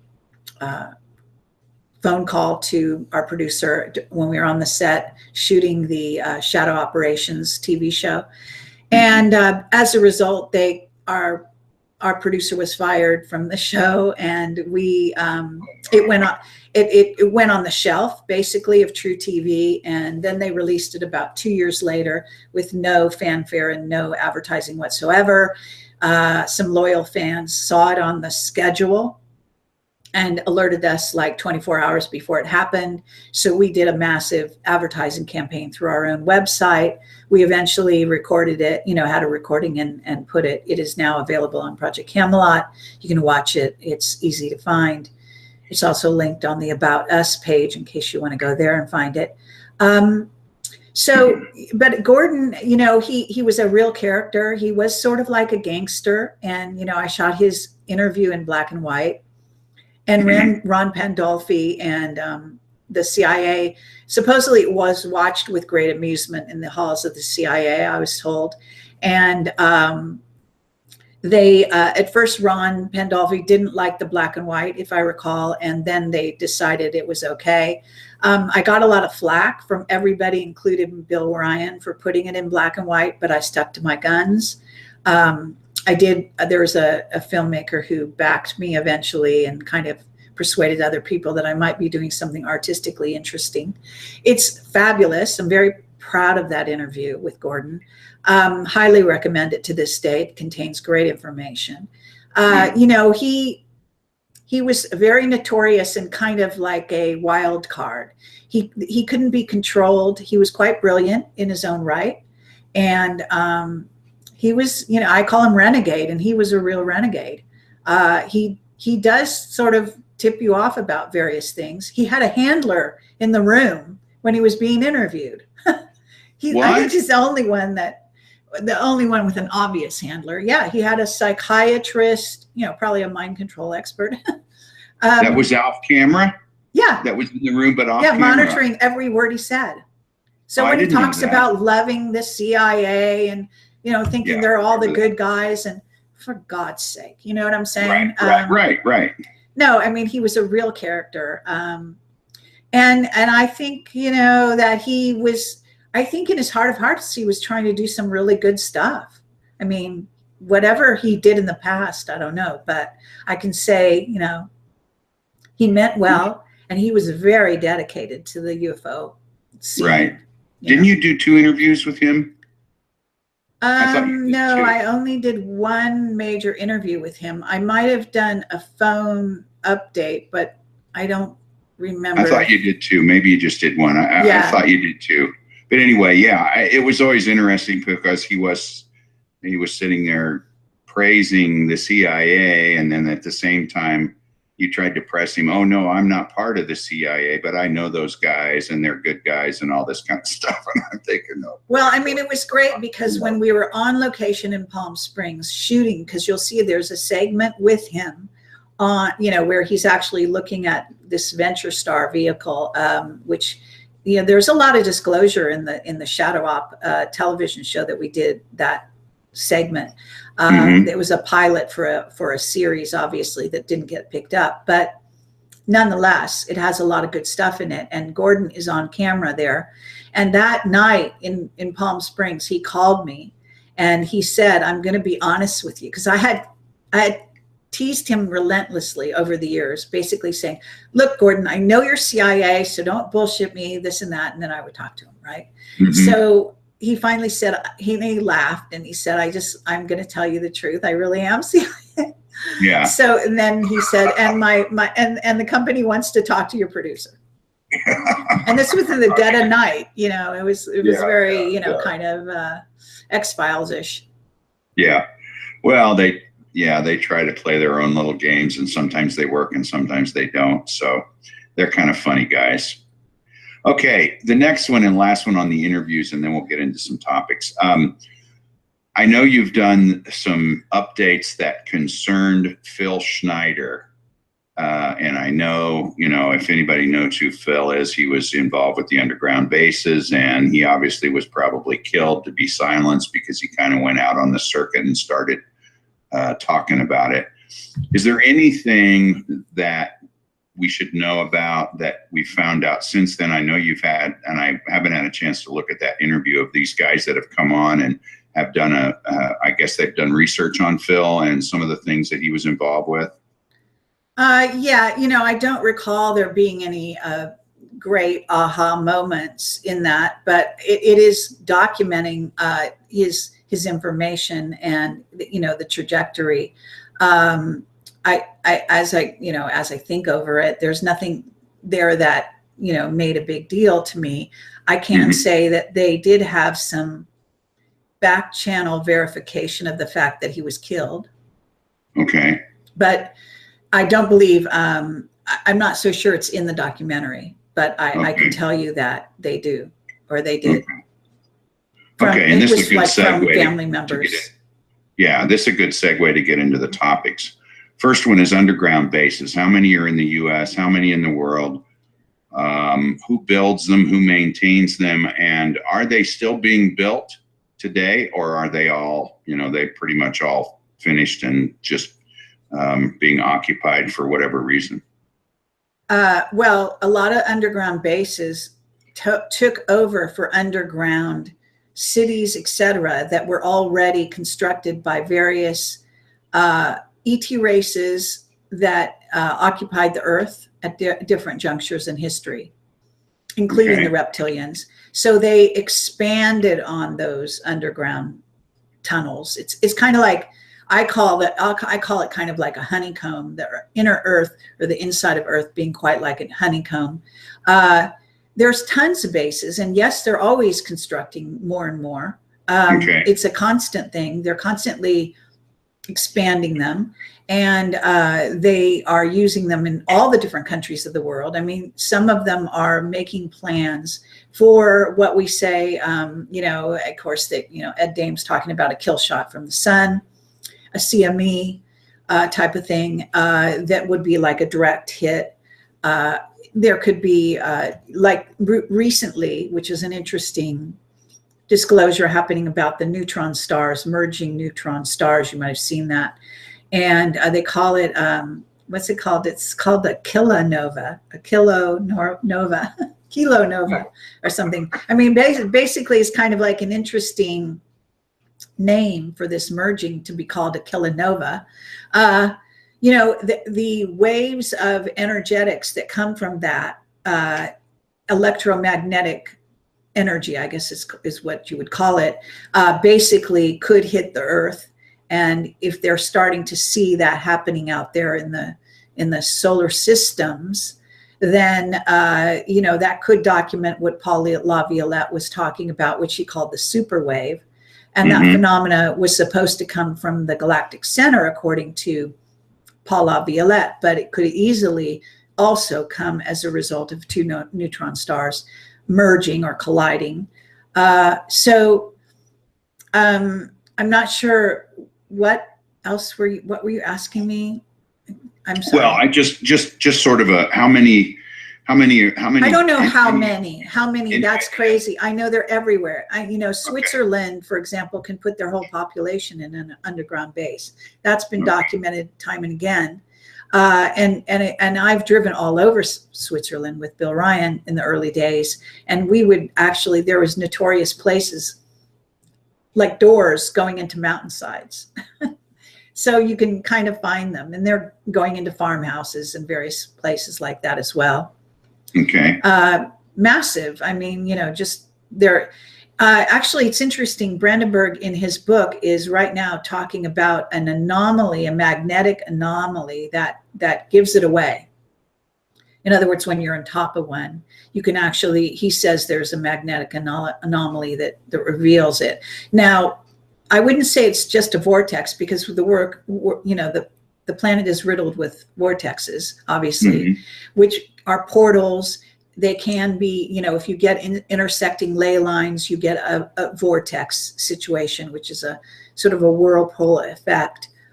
But you can also get, you know, standing portals in certain areas there, which can be used and sort of extended to become stargates, which would be the man-made side of it, and also the natural stargates. So there are stargates all over the place, and especially in the mountains between Iraq and Iran, apparently they are shifting a set of stargates in that area, and the military has to constantly maintain vigilance over them because various ET races are using them, especially the reptoids, to move equipment, according to Richards, in and out. And that equipment includes huge craft that would then pick up thousands of humans that they would then take off planet, eat some of them, and then use the rest as slaves to sell to other races. So they have a business abducting humans for these purposes, according to Mark. Okay, and yeah, and the next thing, this is always the way it goes. The next thing I had here was portals and stargates. Are they the same thing, or are they different? How, if they're different, how, and do they perform the same function? And if not, you know, tell us, explain the differences between the two, if there are any. Okay, well, I'm not a scientist, but I can tell you what I've sort of gotten out of all of it. I'm also sensitive, so I can sense when I'm near a portal or a stargate or whatever kind of energetics are in place. For example, the large pyramid of Giza is a stargate. So my understanding is that you can have a portal or a wormhole. It has to have another opening somewhere else for you to go through it to somewhere else, right?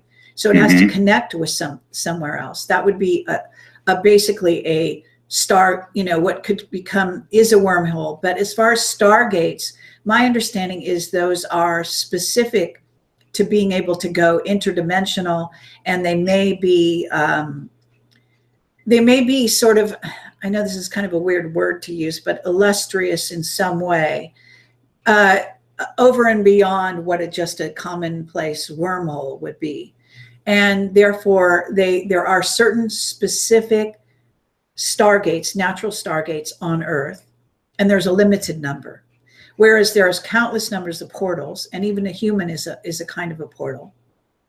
And so a portal is like an opening. It's a whirlpool, a place where, you know, energy resonates and goes in a spiral fashion.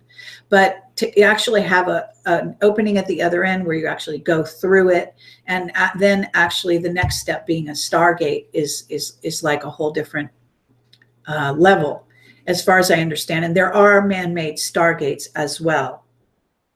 I don't understand the difference between a natural one and a man-made one, to be honest. I know that we've heard testimony about both. Okay, so would these stargates and portals be time travel machines in essence? Absolutely. Okay.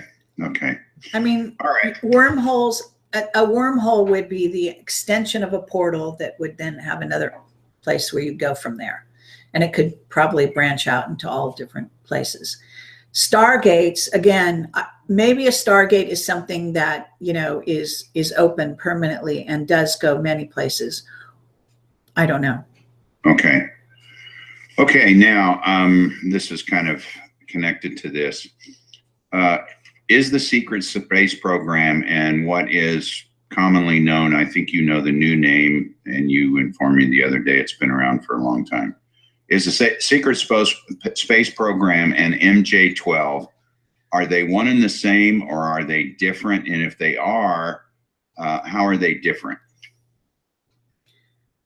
Well, MJ-12 is a body that was put together initially, the story goes, by Truman. You know, again, this is information that's come down through various witnesses over time. And, you know, this is many people testifying to this. Now, MJ-12 was initially supposedly 12 people. That's how the story goes. It was like you could call it kind of like a governing body or an oversight body. And this was, again, put together by Truman to handle the so-called ET situation on Earth. Then they have expanded greatly. And I believe, in essence, they are probably more of a governing body within the secret space program at this time. I have also been told that they have they compete with certain factions. For example, MJ-12 and the Navy and the Air Force, and perhaps, various governments as well, also Illuminati, dark magicians. These are like centralized groups that make up what is, in essence, the secret government and the secret space program. But it's how they interact. And MJ-12, I don't know how they're configured at this time. This would be highly secret, but I can tell you where it came from. And I even was contacted, as I've said before, a couple of years ago, where Mike McConnell, according to Dan Burish, if you want to take this testimony as truth, Mike McConnell, who was head of the Defense Intelligence Agency, also was head of MJ-12. However, and he was for years apparently called MJ-1. And then Dan Burish supposedly took over for him just in the last couple of years, according to Dan. I don't have any other verification of that, so I can't tell you whether it's true or not. It's interesting that he wanted to tell me that. And that came out of nowhere, because as I said, they turned against us in a huge way prior to that for years. So I don't know why he sent me that information. Maybe he just wanted it out there or something. I don't know. Mm-hmm. But it's interesting. All these people are players, and a lot of them also, it's kind of like, you might see it as kind of like committees.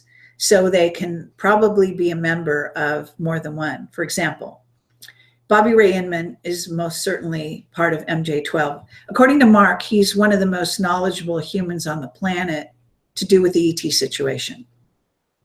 Why that is, I don't know. Maybe he's just lived the longest. I don't know. But it's fascinating to hear that. His name came to me psychically many, many years ago as being a very important player. So when Mark told me that, it just validated what I'd already gotten psychically. So I tend to believe that. And then when William Tompkins volunteered that he reported to him, that was out of the blue as well. And that was just further confirmation that he has a significant role with regard to this. So he's obviously, from the Navy side, he's active, I'm sure, in MJ-12. And, I believe that Hillary is a member of MJ-12. I think Mark, I was going to say, disagrees. Do you know any current, have you heard of any of the current members? Their probably names are not occurring to me at this exact moment, but I can tell you when I meet them, and I can tell you, or when I come across them, you know what I mean? Mm-hmm. So I simply know. For example, I would say that, they'll kind of get a kick out of this, but some members of the aviary are probably members of MJ-12, longstanding members. That would mean that Christopher Green, he's a scientist, Ron Pandolfi and Hal Puthoff may have been current or past members of MJ-12. From what I understand, they have this sort of situation within MJ-12 where, first of all, it's either the Scottish Rite or the York Rite, which runs it, and they switch between the two over, certain periods of years. Like for 10 years, it'll be the Scottish Rite. And this is what we were told by Dan Burish, for what it's worth. Now, from what I understand, some of these members, like Thatcher, I think her name is Carol Thatcher, if I have that name right, I'm not sure. But she was a member of MJ-12, we were told, and I'm pretty sure that was correct.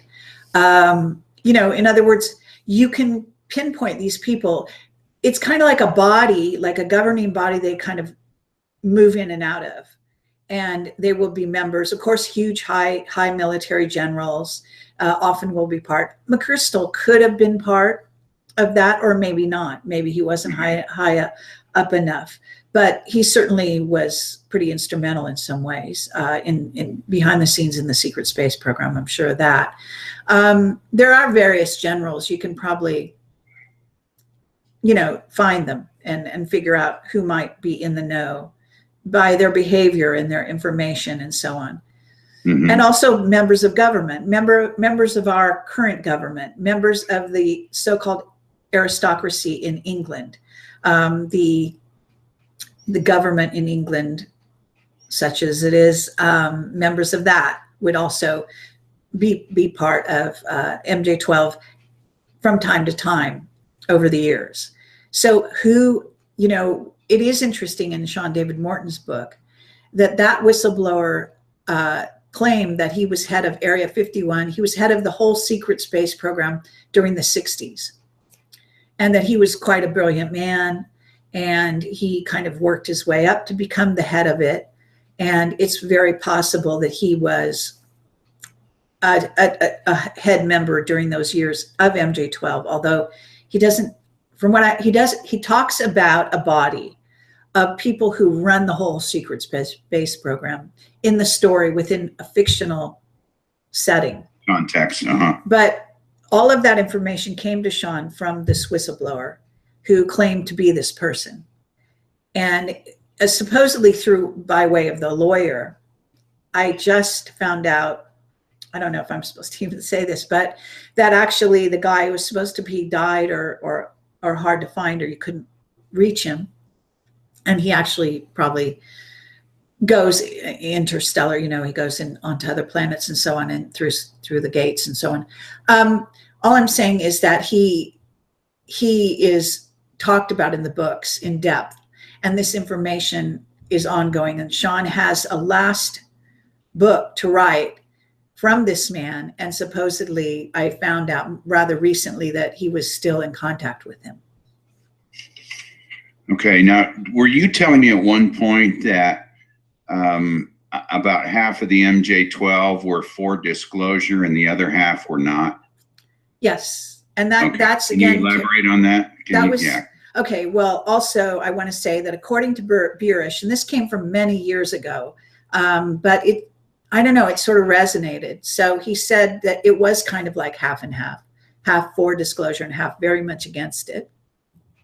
He also said that it was split down the middle between from what I gather, the Nazis and the Satanists, and that the Nazis are fascists, basically. And a lot of, maybe some of these people aren't even Nazis. They're just, I don't know, they believe in a top-down system, you could say, a totalitarian, perhaps a rule of some kind. But nonetheless, he, according to Burish, didn't even want to be in the same room with the Satanists. They found it so distasteful to be around blood drinker type people. But of course, the Nazis, the ones that the Nazis that are reptilian, of course, would be the same, have the same proclivity as a Satanist. So, but Satanists are also, from what I understand, they're not just reptilian. They may also be members of this moth-like species, the dragon moths, and so on. Okay. Through blood now, I think this would be a good time to get into disclosure. Okay. So talk about it. Well, I mean, there's a lot going on in this regard now, and I've written articles. I've also done actually I did a sort of my own kind of a disclosure video recently. I was going to have Robert David Steele, who's a CIA supposedly ex-CIA, but the story goes you're never ex-CIA. Right, that's right. And he was also Marine intelligence, which kind of doubles that responsibility. So he claims to be operating on his own. I really don't think he is. And he's had to console on me twice, supposedly because his lawyer tells him, but it has got nothing to do with his lawyer. Right. Obviously he's getting direction from wherever. And I can say that, you know, he wants to disclose. He actually, I think he was tasked by going on Alex Jones to say that there were, you know, 10,000 people on Mars who would never come home. And there were bases on Mars, and that kids were growing up on Mars, and so on and so forth. I mean, he did say things like that on Alex Jones, and there was a huge uproar, and Alex, you know, his jaw dropped and he couldn't handle it, supposedly, and all this kind of stuff. And that's how I actually ended up interviewing him, because I saw that and I thought, oh, this is my opportunity. Because if Alex can't handle this guy, I sure as hell can. So I wrote to him, and I invited him on the show. Now, he was one of the people that had been most afraid of coming on my show. He wanted me to assure him over and over again that I wasn't going to make a fool out of him. I wasn't going to do this. I wasn't going to do that, because he'd heard horror stories about me. And then he had a person deep in the wilds of the East Coast, I'll say, who supposedly was quite high up, let's say, on the food chain of all of this knowledge, and said that I was stellar at what I do, and that I knew more than most people on the planet, or something like this, something amazing. And so he came back to me. He said, I've been assured by a certain person that you are like for real, and you're all this, and so now I'll come on your show.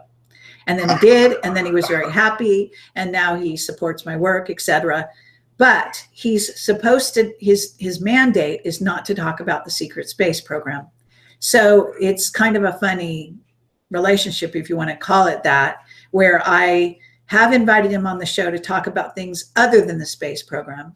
But he comes back to me. First he agrees, and then he says he can't. So what happened was I ended up having him, basically I found out the news that he backed out like an hour before or less, that I was going to do a show with him.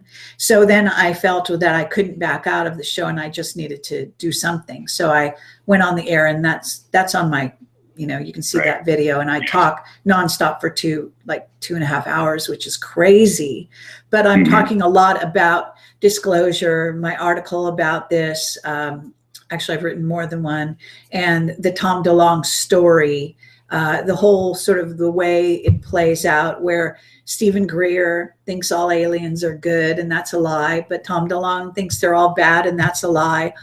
In other words, you know, and I have to say, do you need to be like, are you brain dead or what, when you can't figure out that as above, so below, and that there's good and bad of all kinds of races? You know, so, you know, that's what I would say. So disclosure, yes, as I say, I've had dreams about it. I think, you know, I'm never a person who needs some authority figure to pat me on the head and say, yes, that's true. So I don't give a shit whether we have disclosure in a sense. I don't. I've been disclosing now for many, many years, and so have all my whistleblowers, and at great risk to themselves, let me say, some of whom have been killed, like Mr. X, like, you know, Gordon Neville, I believe, like possibly even William Tompkins. In other words, you know, this is it's not great for your health to be a whistleblower. We know this. But at the same time, these people do have a mission, and it is an important mission to wake up the humans on planet Earth as to their children are being taken, groomed, and put into the secret space program. Some of them will go far. Some of them will become cannon fodder. Some of them will turn into super soldiers. Some of them will be augmented. I mean, it goes on and on. And so disclosure their way, I think if their mouths are moving, they're lying. And, you know, I have said that the Tom DeLonge video that you can watch, which I do recommend, that has Hal Puthoff, who is highly respected. He worked with Ingo Swann at SRI, was involved in the protocols for military remote viewing, or remote viewing in general. He's a brilliant guy, of course. Many of these people are good people. They are playing, obviously, a lot of those people left their aerospace jobs and their jobs working for, you know, supposedly left their military positions, but I don't believe that for a minute, you know, that were on stage with him. In other words, they're trying to help move this sort of dog along, this disclosure, because they know they've gone way too far ahead of humanity at this point. There's a huge gap. You can just imagine. They're feeding on us. And the emblem of the octopus on top of the world of the NRO is the best relationship to understand how they are feeding off of us and that we are their lifeblood. And they're not going to be able to, they can't continue without you. So they need humans, a human ingenuity, our talents, etc., our children, to staff their secret space program and to go off planet, to colonize, to do all the things they want to do. And so they've got to bring people on board at some point. We're living in the same frickin' technological age as we were in the 60s, as far as I'm concerned. Everything's the same. The only thing different is the internet. And, you know, but life is the same. People go to work for 8 hours a day, you know. Right. What's different? Nothing. You know, they drive in a car that's a combustion engine. They fly in a jet that's like a tin can, and they put you in there like cattle and give you like an inch to breathe for, you know, 10 hours. It's horrible. I mean, and they give you this horrible food that's just like dreadful. I mean, and we drink terrible water, and we've got chemtrails over our heads, and, you know, they're putting nano into our bodies. And I mean, it's, you know, it's a real nightmare. But they have the technology to clean it all up, to make this place like a virtual paradise if they want. Right. So it's time. It's time. They do have to bring humans along. And the aliens who have been visiting us for eons are pushing the envelope. The information coming through from Ashiana Dean is that 2017 is the year that basically what Mark Richards is saying about the reptilians is not only the reptilians. There are various ET races that want to do business with us, that want to have open relations with humans. Mm-hmm. They're dealing with us in a secret way, but more and more this stuff is getting out there. Of course, UFO sightings are hugely plentiful. People are having abductions. People are having contact. Every day, new people are waking up and having more contact. You know, it's a huge story. They've got to start telling the truth. It's hard for them. It's really hard. Right. And in fact, if you watch the Tom DeLonge, you know, sort of disclosure video, if you want to call it that, you can see that they didn't know what the frick to do. So they're actually lying while they're telling the truth. They're pretending like, oh, well, maybe we have contact, and maybe we have free energy, and maybe we're going to try to create this body to deal with it. I mean, you know, I've seen quite a few, well, not quite a few, but a few YouTube interviews or YouTube presentations where people talk about the Tom DeLonge thing. And from the ones I've seen, it doesn't, and I haven't watched a whole lot of them, but it doesn't seem like people are buying the whole thing. They're skeptical about what they're saying. So well, I find that. What does that mean? They're skeptical? Are they skeptical because they don't believe we've been visited? I mean, you know, or are they skeptical because they know we've been visited, and these guys are lying through their teeth about free energy and acting like it's the first thing they ever thought of, and, you know, just happened yesterday. They're skeptical of the speakers. They're skeptical of this presentation. And in other words, they're not buying what these guys are saying. It's kind of interesting. It's like, you know, we already know this stuff, or you're not really released, you know, you're not really giving us all the information or whatever. So I think everybody is skeptical that they're not being totally forthright and honest. And I think that's kind of interesting. Well, I mean, it's a tragedy when you get that one guy coming up, and I forget which one he was, and he's talking about one UFO sighting from the Nimitz. You know what I'm talking? I mean, how pathetic is that? I mean, yeah, that's the point. Yeah, and that's saying, well, that's evidence of UFOs. Good. You know, it's like, why? See, it's interesting because, you know what? They don't want to come to us. They don't want to come to the people who have the backlog of information. I mean, Rich Dolan has books this thick on UFO sightings, official ones, you know, ones with very intelligent people that have been, you know, military and ex-military and, you know, I mean, cops and you name it. And it's documented by crowds of people and so on and so forth. In other words, why don't you cite the true resources out there? For God's sake, don't come out there on your own and say there's one sighting. It's stupid. It's like, why reinvent the wheel when the wheel is already here?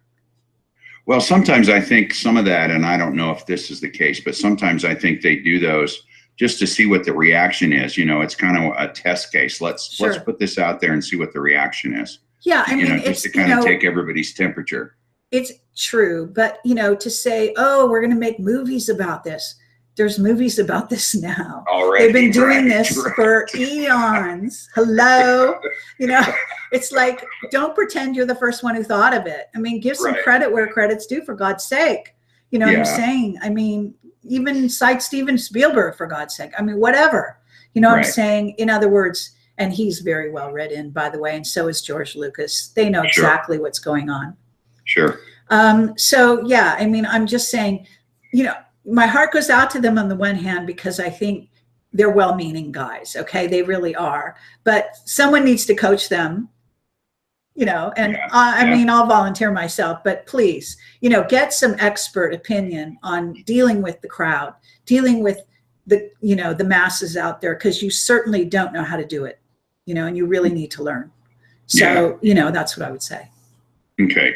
One subject that you did hit on, and just take a few minutes, the super soldiers. What's the current status? Are they still recruiting kids to put them in there, or have they developed some, clones or robots or whatever to take their place? I mean, tell us where the super soldier program is at this point in time. Okay. Well, it would be presumptuous for me to know, but I can tell you that from what I know, the super soldiers are continuing. That Duncan was kind of the prototype, according to the information we have. And that since him, of course, look, you can also look at a Manchurian candidate, like what happened in Vegas, as a kind of a, it's an experimental, mind-controlled guy. And in his case, he had a certain mission, and they mind-controlled him, and he carried it out. They killed him as normal. Yeah. In other words, it's augmenting humans. Yes, the augmentation is increasing. Yes, they are making, Universal Soldier is an excellent movie. Putin was right. It does, that particular movie, I think it's Van Damme, who stars in it, I think. Yes. There's more than one Universal Soldier movie. They're excellent. They show you kind of how it starts with the Nazis augmenting the humans and trying to make, in other words, that's one arm. Of course, they're also doing androids and creating that, artificially intelligent androids, robots, that kind of thing. I mean, this is all part of our world. This is something they've been working on for ages. They're working on many fronts. And you can certainly say that it has to do with, they've got to fight alien races. They cannot fight them with just regular humans. Okay. You can appreciate a spider being as big as a VW bug is going to be a force worth, dealing with, that comes through a portal. Formidable, and so this is, there's all these great movies, the Halo series, for example. They're all about fighting bugs out there, bug species of various kinds. They're trying to prepare the youth in the best way they know how, without telling the truth through disclosure. That's how they've done it up to now. Okay. And believe me, the youth get it. If you're a young person and you grow up on this, you're going to realize that there's some truth here. It's not just all fantasy. And if you just widen your mind to think of all the millions of galaxies and planets, and now they're saying there's billions of Earth-like planets out there. Even mainstream scientists are saying this. Well, then wrap your mind around all the planets and all the different kinds of species that are capable of being created, whether they're silicon-based or carbon-based, or based on something that we don't even know. It's, the gamut is gigantic. It's unbelievable. It's so important to widen your mind and to understand what we're part of. It's juvenile and stupid beyond belief to think that we are alone.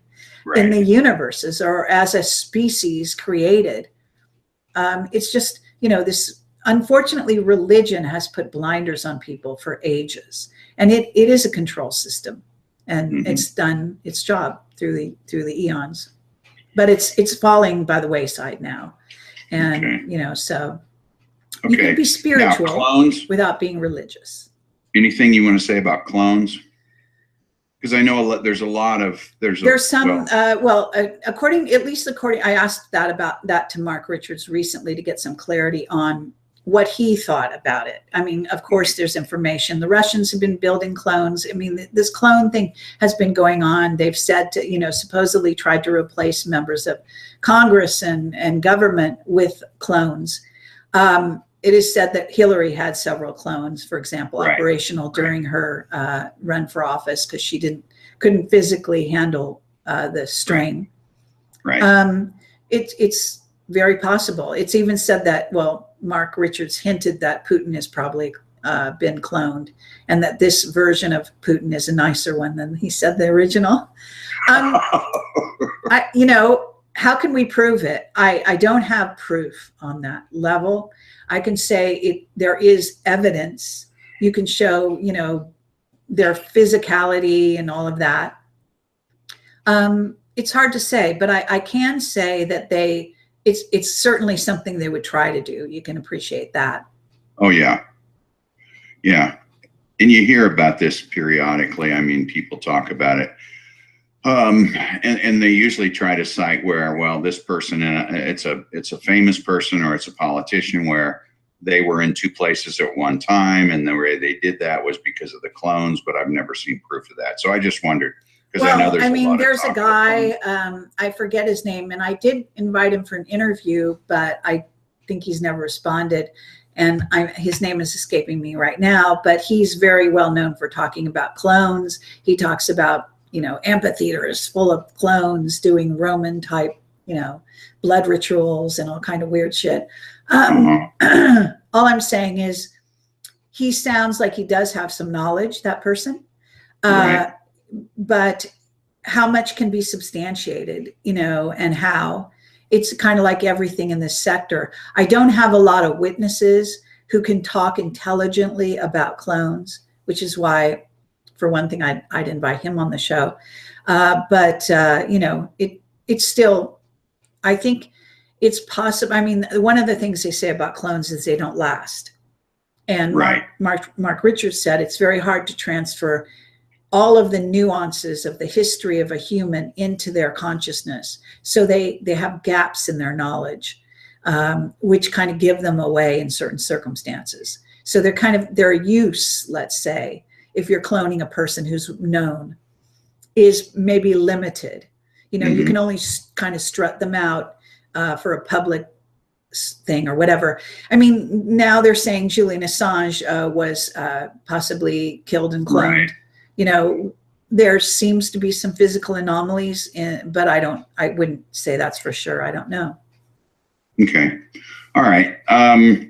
Now, we're all told that there are three superpowers essentially in the world today: USA, Russia, China.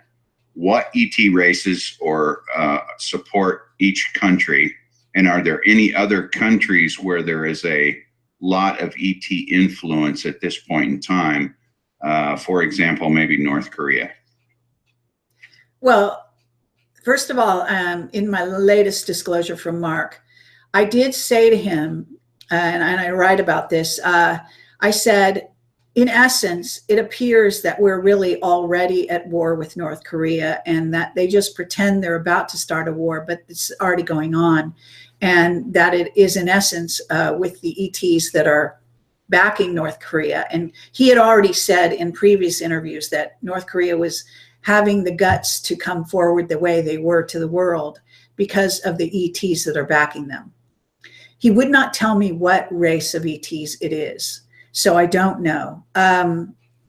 And I think to some degree, he's told me, for example, that the reptoids are backing China.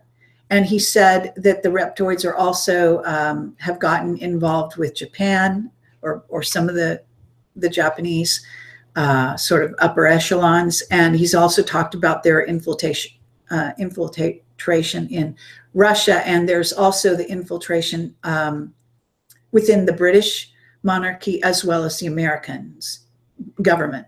So they infiltrate various governments, and they do it from, perhaps, I don't know this for a fact, but I can imagine, because we know, for example, the race from Aldebaran looked very Nordic, but it's very possible their actual makeup out, you know, they look humanoid and all that kind of thing, blonde, blue-eyed, tall, and all that. But at the same time, that they may actually be a bloodline that's more reptoid than anything else, or reptilian. The reptoid, when I say reptoid and when Mark refers to it, is a human reptilian hybrid. So apparently they are extremely, one of our arch enemies, if you will, on planet Earth at this time. There are reptilians that are friendly and that are good. And there are also even Draco, I think, some Draco that may not be as diabolical or as bad as they appear to be. Although most of the time when I ask Mark about the Draco and other people, the Draco seem to also be one of the more diabolical races. Certainly the spider beings are a problem, and that I was told about that from another whistleblower many years ago, that they were coming to Earth and they were more of a problem. I think the way they disclosed that to me, they were covering for what Mark told me more of the truth about, if you will. So, you know, I have to take the information I get and I have to sort of discern and gel it all together to make a through line. And when there are anomalies or there are contradictions, I have to acknowledge those and be aware that somebody may be telling me, let's say, a part of a truth, but they're also maybe wrapping some disinfo in there and so on. So it's not an easy job. And I'm not claiming that I'm correct in the way I do it all the time, but I have a very good track record, at least in reaching a conclusion about something or understanding something from a number of different places, and then getting further confirmation that comes to me through other channels. And so that you could call as a kind of verification. So that's kind of all I can say about that. And really, I mean, you kind of have to use your own discernment in the end, and you have to do your own research. And there are a lot of good people out there disclosing information. I think most of them, the ones that I see out there, especially, you know, the most well-known, are a lot more guarded than I am. I'm much more willing to go out on a limb telling you what I've heard and what I know as a result than others are, especially when it comes to the sort of negative ET side of the equation. Well, and that's why I like a bunch of your interviews, but I always enjoy hearing you interviewed, because you are a source of information that a lot of it comes to and through. And so I think you're in a good position. Sometimes I think you're in the best position out there of being able to put it all together, discern it, sort of dissect it, if you will, and then come up with an idea of maybe what's the closest, because you do get information from all different sectors and all different sides.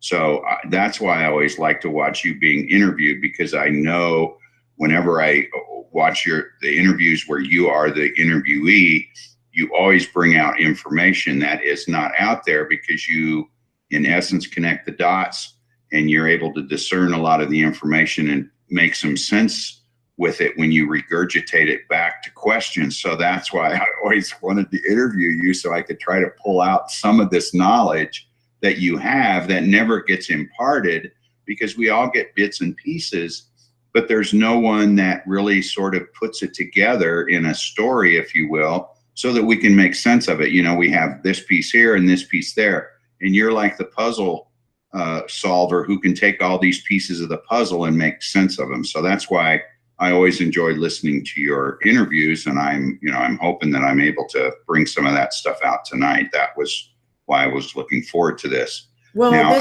these are good questions, the way you framed them. And I can say that nobody's asked me quite in these ways, the things you're asking me, the way you're asking.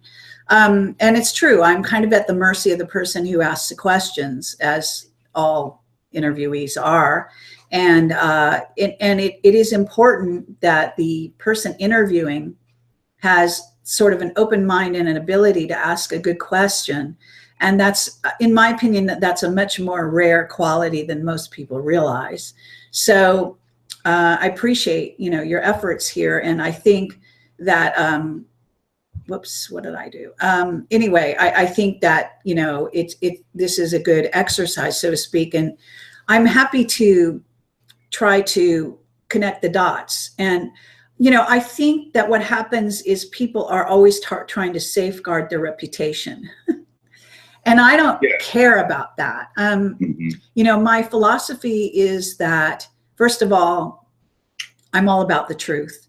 And I do believe there is truth out there. And I think that, I kind of test it myself. I find something out and I sort of say, okay, this is a premise.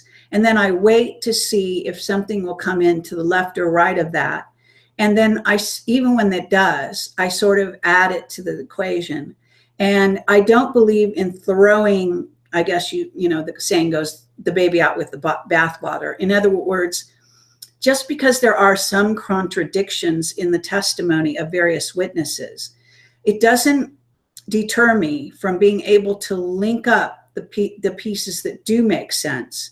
And maybe it comes from the years in Hollywood. I think it was Albert Einstein or someone who said the real gauge of intelligence is imagination. So if you have no imagination, you're not very intelligent, and you're also not able to connect dots. Because when you connect dots, it's not because you have this piece of information that dovetails with this perfectly. It's because you have a piece here and a piece here and a piece over here. And if you can make the leap, the intellectual leap, and you have to have courage, bottom line. And a lot of these people are trying to safeguard their reputation, trying to, appear to be scholarly or whatever they're doing. And it's nonsense, there are some things that are so obvious at this point. And if you take those premises, we're not alone, we're being visited. Okay, who are we being visited by? It's not really that difficult, I don't think. And then start to use your imagination. If you were God, would you only create one species? Would you be that stupid? No. Right. You would create zillions. Why do we have zillions of kinds of spiders, zillions of kinds of snakes, zillions of kinds of humans? Why do we all look different, et cetera, et cetera? In other words, wrap your mind around that and then go as above, so below. Right. And you'll have the story. I'm not a genius, it's really, it's not rocket science, actually. No, I know, but these are the conversations that you and I have in private when, we haven't talked in a few weeks or a few months, and you've gone overseas or you've been out doing your thing, and we get back together and we get caught up, and I tell you what I know and you tell me what you know, and we go through the question and answer period, with ourselves. And there's always some insight that you give me on certain things that I hadn't thought about. So, it's just fascinating. And that's what I hope that I could bring some of that stuff out tonight. Okay. We're approaching 2.5 hours. So I want to wind down.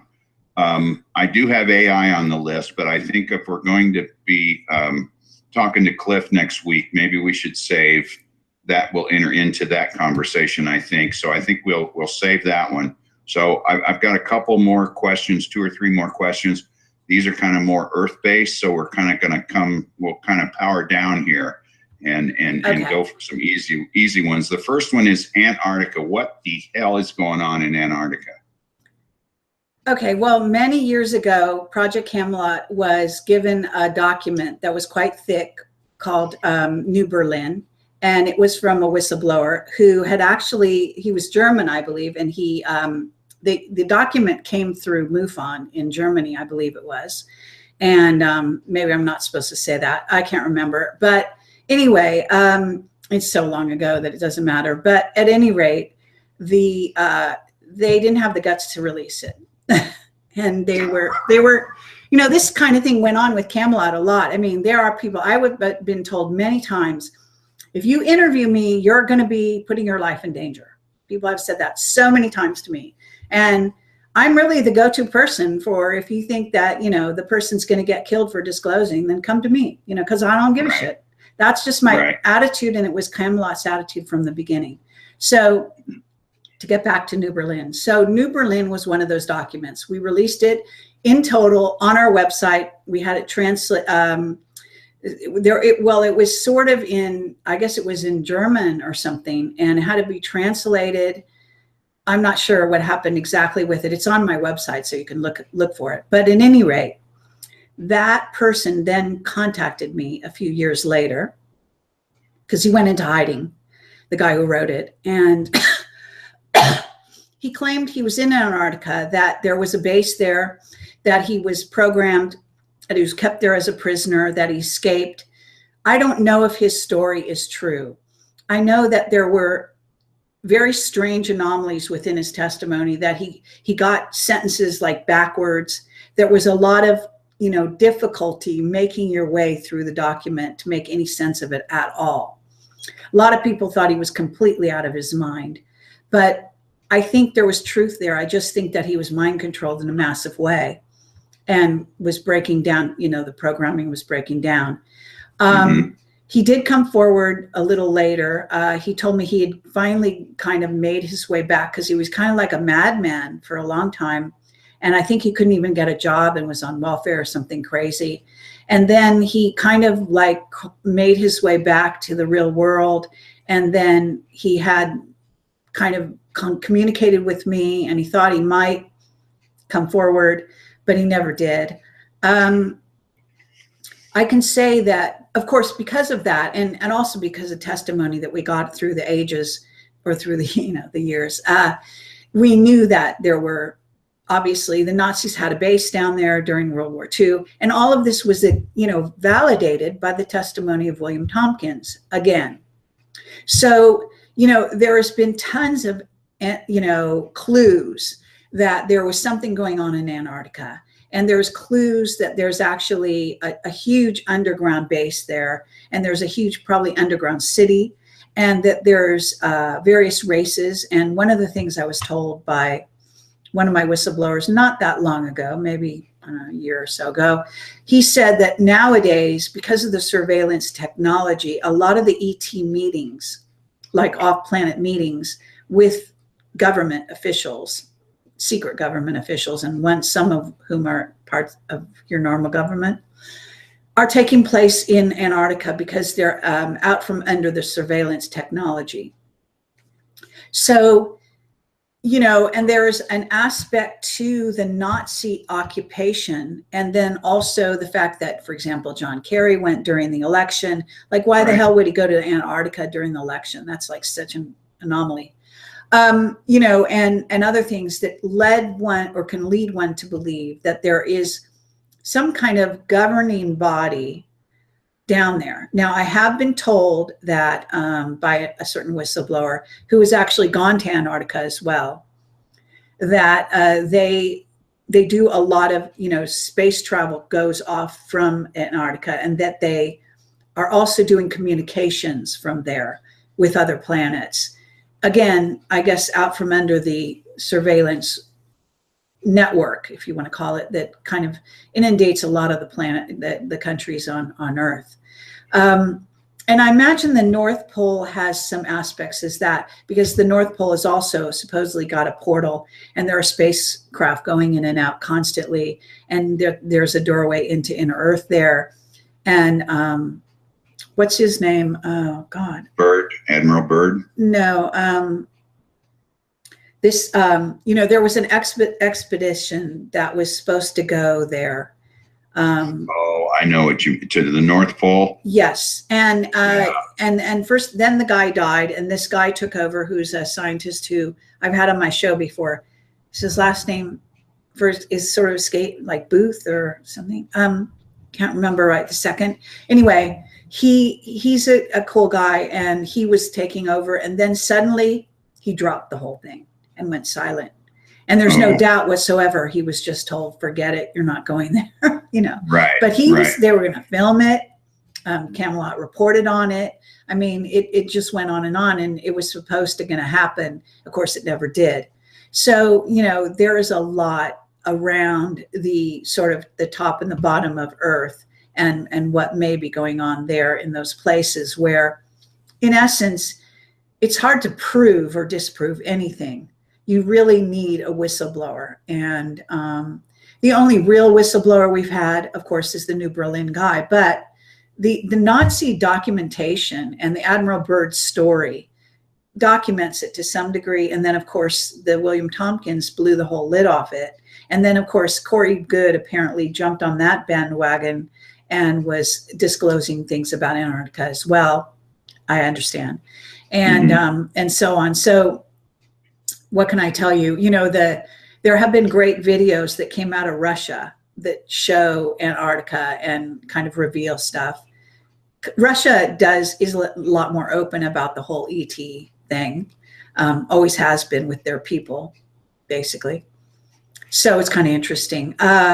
So what can I tell you? I know that there was something under the Kaaba in Mecca that was a technology that was taken out from under there and shipped by, supposedly, I was told, by actually more than one person. And it did make a certain news item. I think it was Sorka Fall or whoever it was, but other places as well.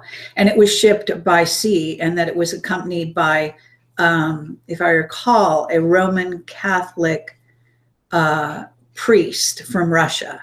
Now, why that guy had to accompany it, I don't know.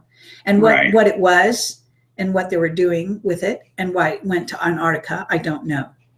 But it supposedly did, and there seems to be enough smoke there where the fire is probably pretty accurate.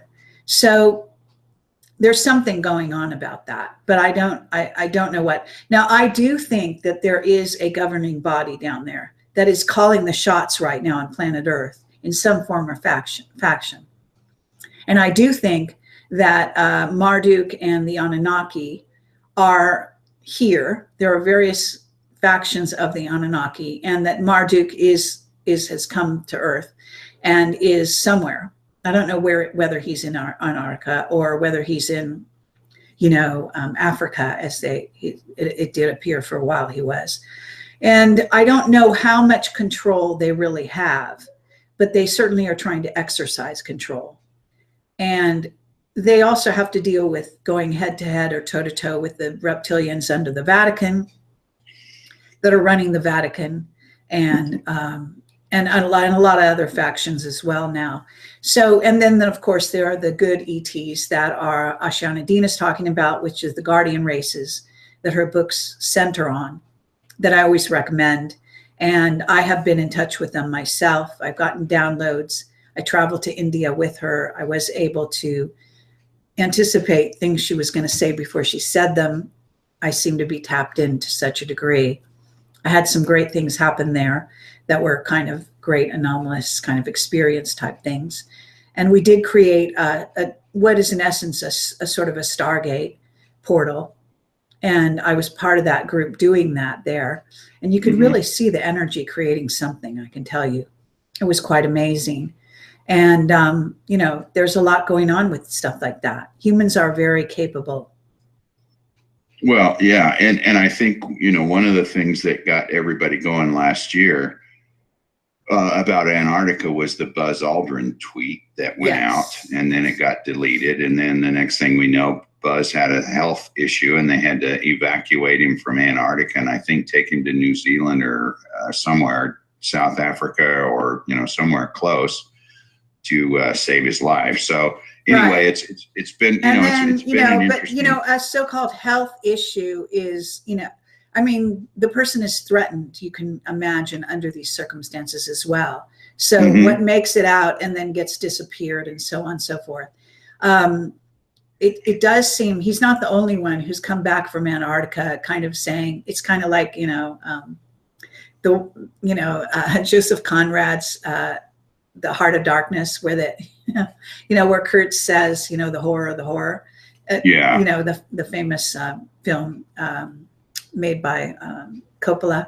Anyway, all I'm saying is that was one of those situations. It's very possible there are races who are now contending to try to interact with Earth that are horrible to look at, certainly. Sure. Okay. All right. Now this is an easy one and a quick one. Who built the pyramids in Egypt? A race of beings that I think are related to the Anunnaki, from what I understand. Okay. And what was the purpose of building the pyramids? Well, one of the things is the main pyramid is actually sort of, I think of it as a fulcrum that balances their energies on Earth. It is like this, this incredible weight that actually balances the Earth on some metaphysical important way. But it's also an ascension gateway, and it's also where the doors to a mente in the center of the Earth are located, which has to do with, again, ascension and going through out of this dimension and into others. There's that. I think the Sphinx was initially a tribute and a sort of, I guess you might say,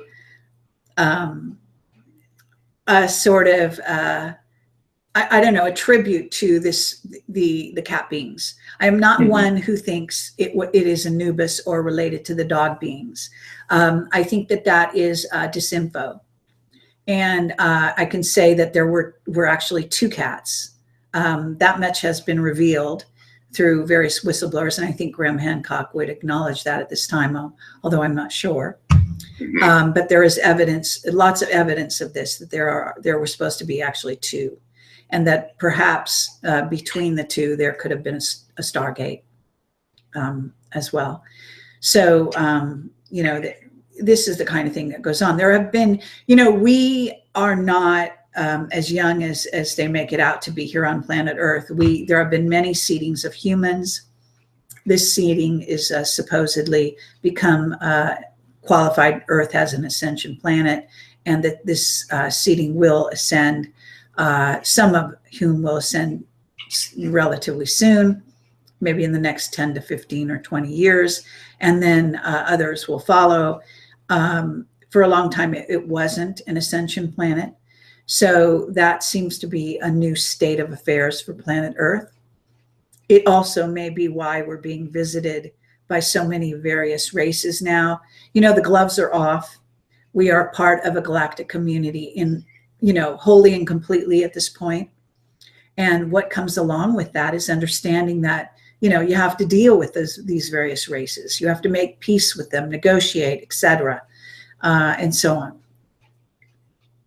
Okay. And related to Egypt, do you think that before Caesar and his guys burnt the library at Alexandria, they got everything out of there? And if you do, what was in there? If you have an idea. Well, I do think that a lot of what was in the Library of Alexandria went to the Vatican. There's, and is underground in the Vatican at this time. I'm sure the history of, the labyrinth, for example, that's basically tells the story of the comings and goings of Nibiru, for example, and the sort of the actions, warlike actions of various races interacting with Atlantis, for example, and the cataclysms with Atlantis. Apparently there was more than one that eventually sunk that island into the Atlantic. So in other words, there will be a huge history there, probably documenting. In a sense, it's like the Game of Thrones, the real Game of Thrones here on planet Earth. That's the kind of thing it would tell you. It would tell you where these races come from. It'll tell you the lineages and so on. But I can say that Ashayana Dean's books do delineate a lot of this information out there in an amazing way. And it's not an easy read, but I highly recommended. And again, the PDF can be gotten. They're both on my front page. If you go scroll down to on the right-hand side, and the second volume that has been released relatively recently with some add-ons dealing with 9/11 and various things are there.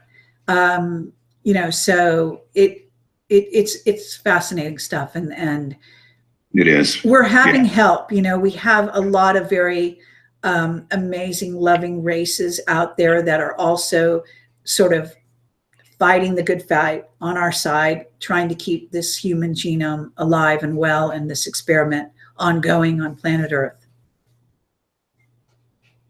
But it's a battle. It's a battle. Yeah. Okay. And this one is, you know, this occurred to me the other day, and I'm sure somebody has talked about it, but when it occurred to me, I thought, you know, Kerry's the one I need to ask about this.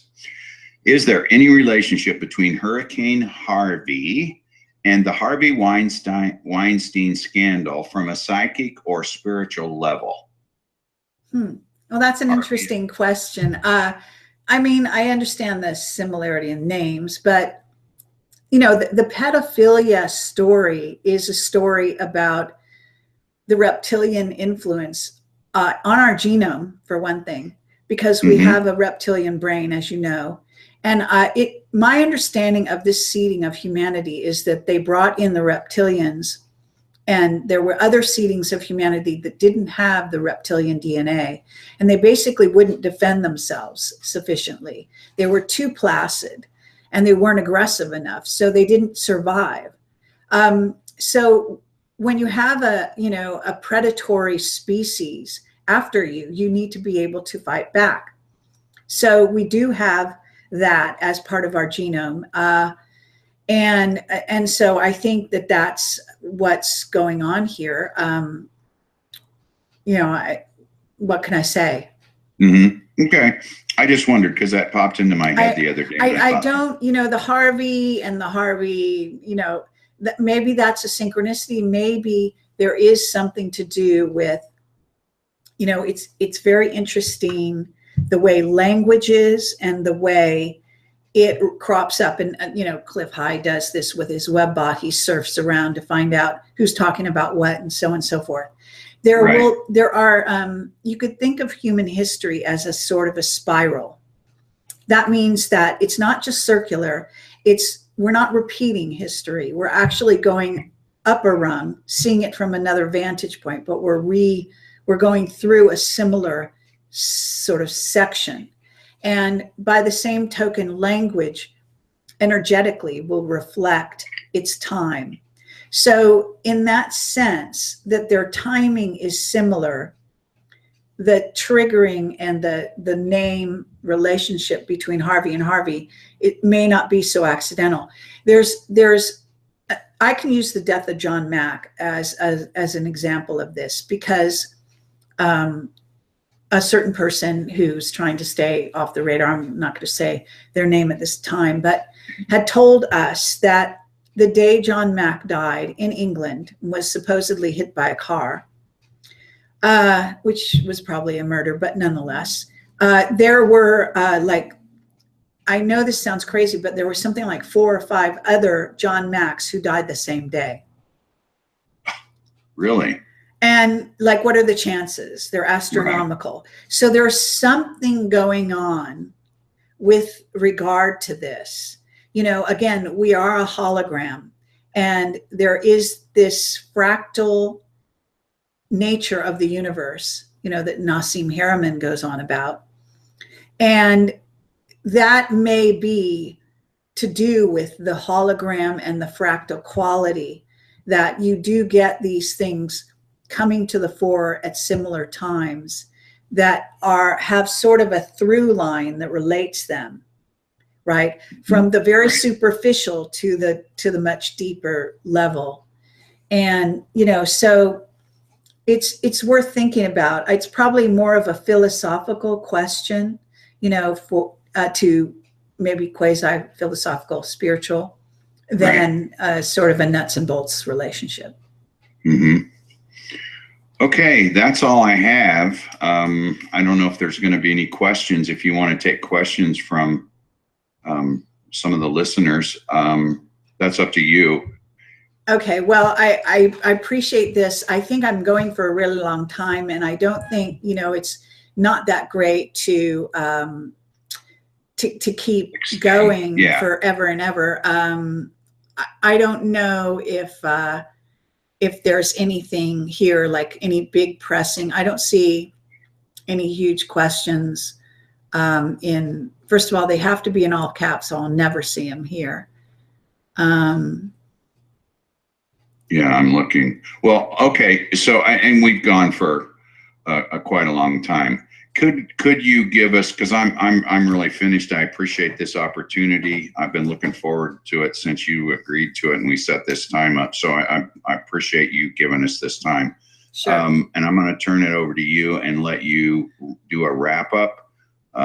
Tell us what you think is going to happen in the near future and what our long-term prospects are. Okay, my cat's getting restless now, and so he's saying it's almost over. Actually, I don't really have a wrap up to say. I mean, I appreciate all the questions, and I hope that my answers have been sort of stimulated more conversation and thought. And I think it's great fun to talk to you. I think we can go in the future and delve in, as I said, more to the White Hat's history. We're going to be talking to Cliff High about the monetary system, the cryptocurrencies, how quantum and AI may factor into all of that, what it may all mean. We did invite Bix, but he declined to be part of this particular roundtable, so that's okay. I am inviting other people at this time. I think I put a invite out to Gerald Salenti, and if you want to name some other people, there's also Lynette. I forget her last name, but I've invited her for an interview. She's talking a lot about the crypto and the changeover in the currency scene. So, there's a lot coming up in the future. And I do want to say that tomorrow at 1 o'clock in the afternoon, I'm interviewing, Helen, I'm Mary Helen Hensley. And she has a fascinating story of a life-death experience where she was in a terrible car accident, and she was psychic, and she had downloads, and she wasn't exploring her gifts, and she believes that the car accident was created in order to get her back on track. Since then, she has been utilizing her gifts, and she is healing people and so on. She'll be on the show tomorrow, so that should be a fascinating show. So actually, I don't have any kind of wrap up. I just want to say, I think that the information is out there, the truth is out there, and it really behooves us at this time as humans to be as courageous as possible, to bring the truth out to each other and to everyone, and to stop the lies, that are poisoning our planet and creating bad weather, because humans do create weather, and the weather wars notwithstanding as well. So, it's a huge story, and we're still exploring it, and that's our job. And we have many people who are doing the same thing. So I want to thank you, Paladin, for coming on the show and for asking me, everything under the sun here. and I hope that people have enjoyed it. And so I guess we'll just wrap it up and say thank you and good night. And thank you, Kerry. I appreciate it. All right. Okay. So take care. Bye-bye.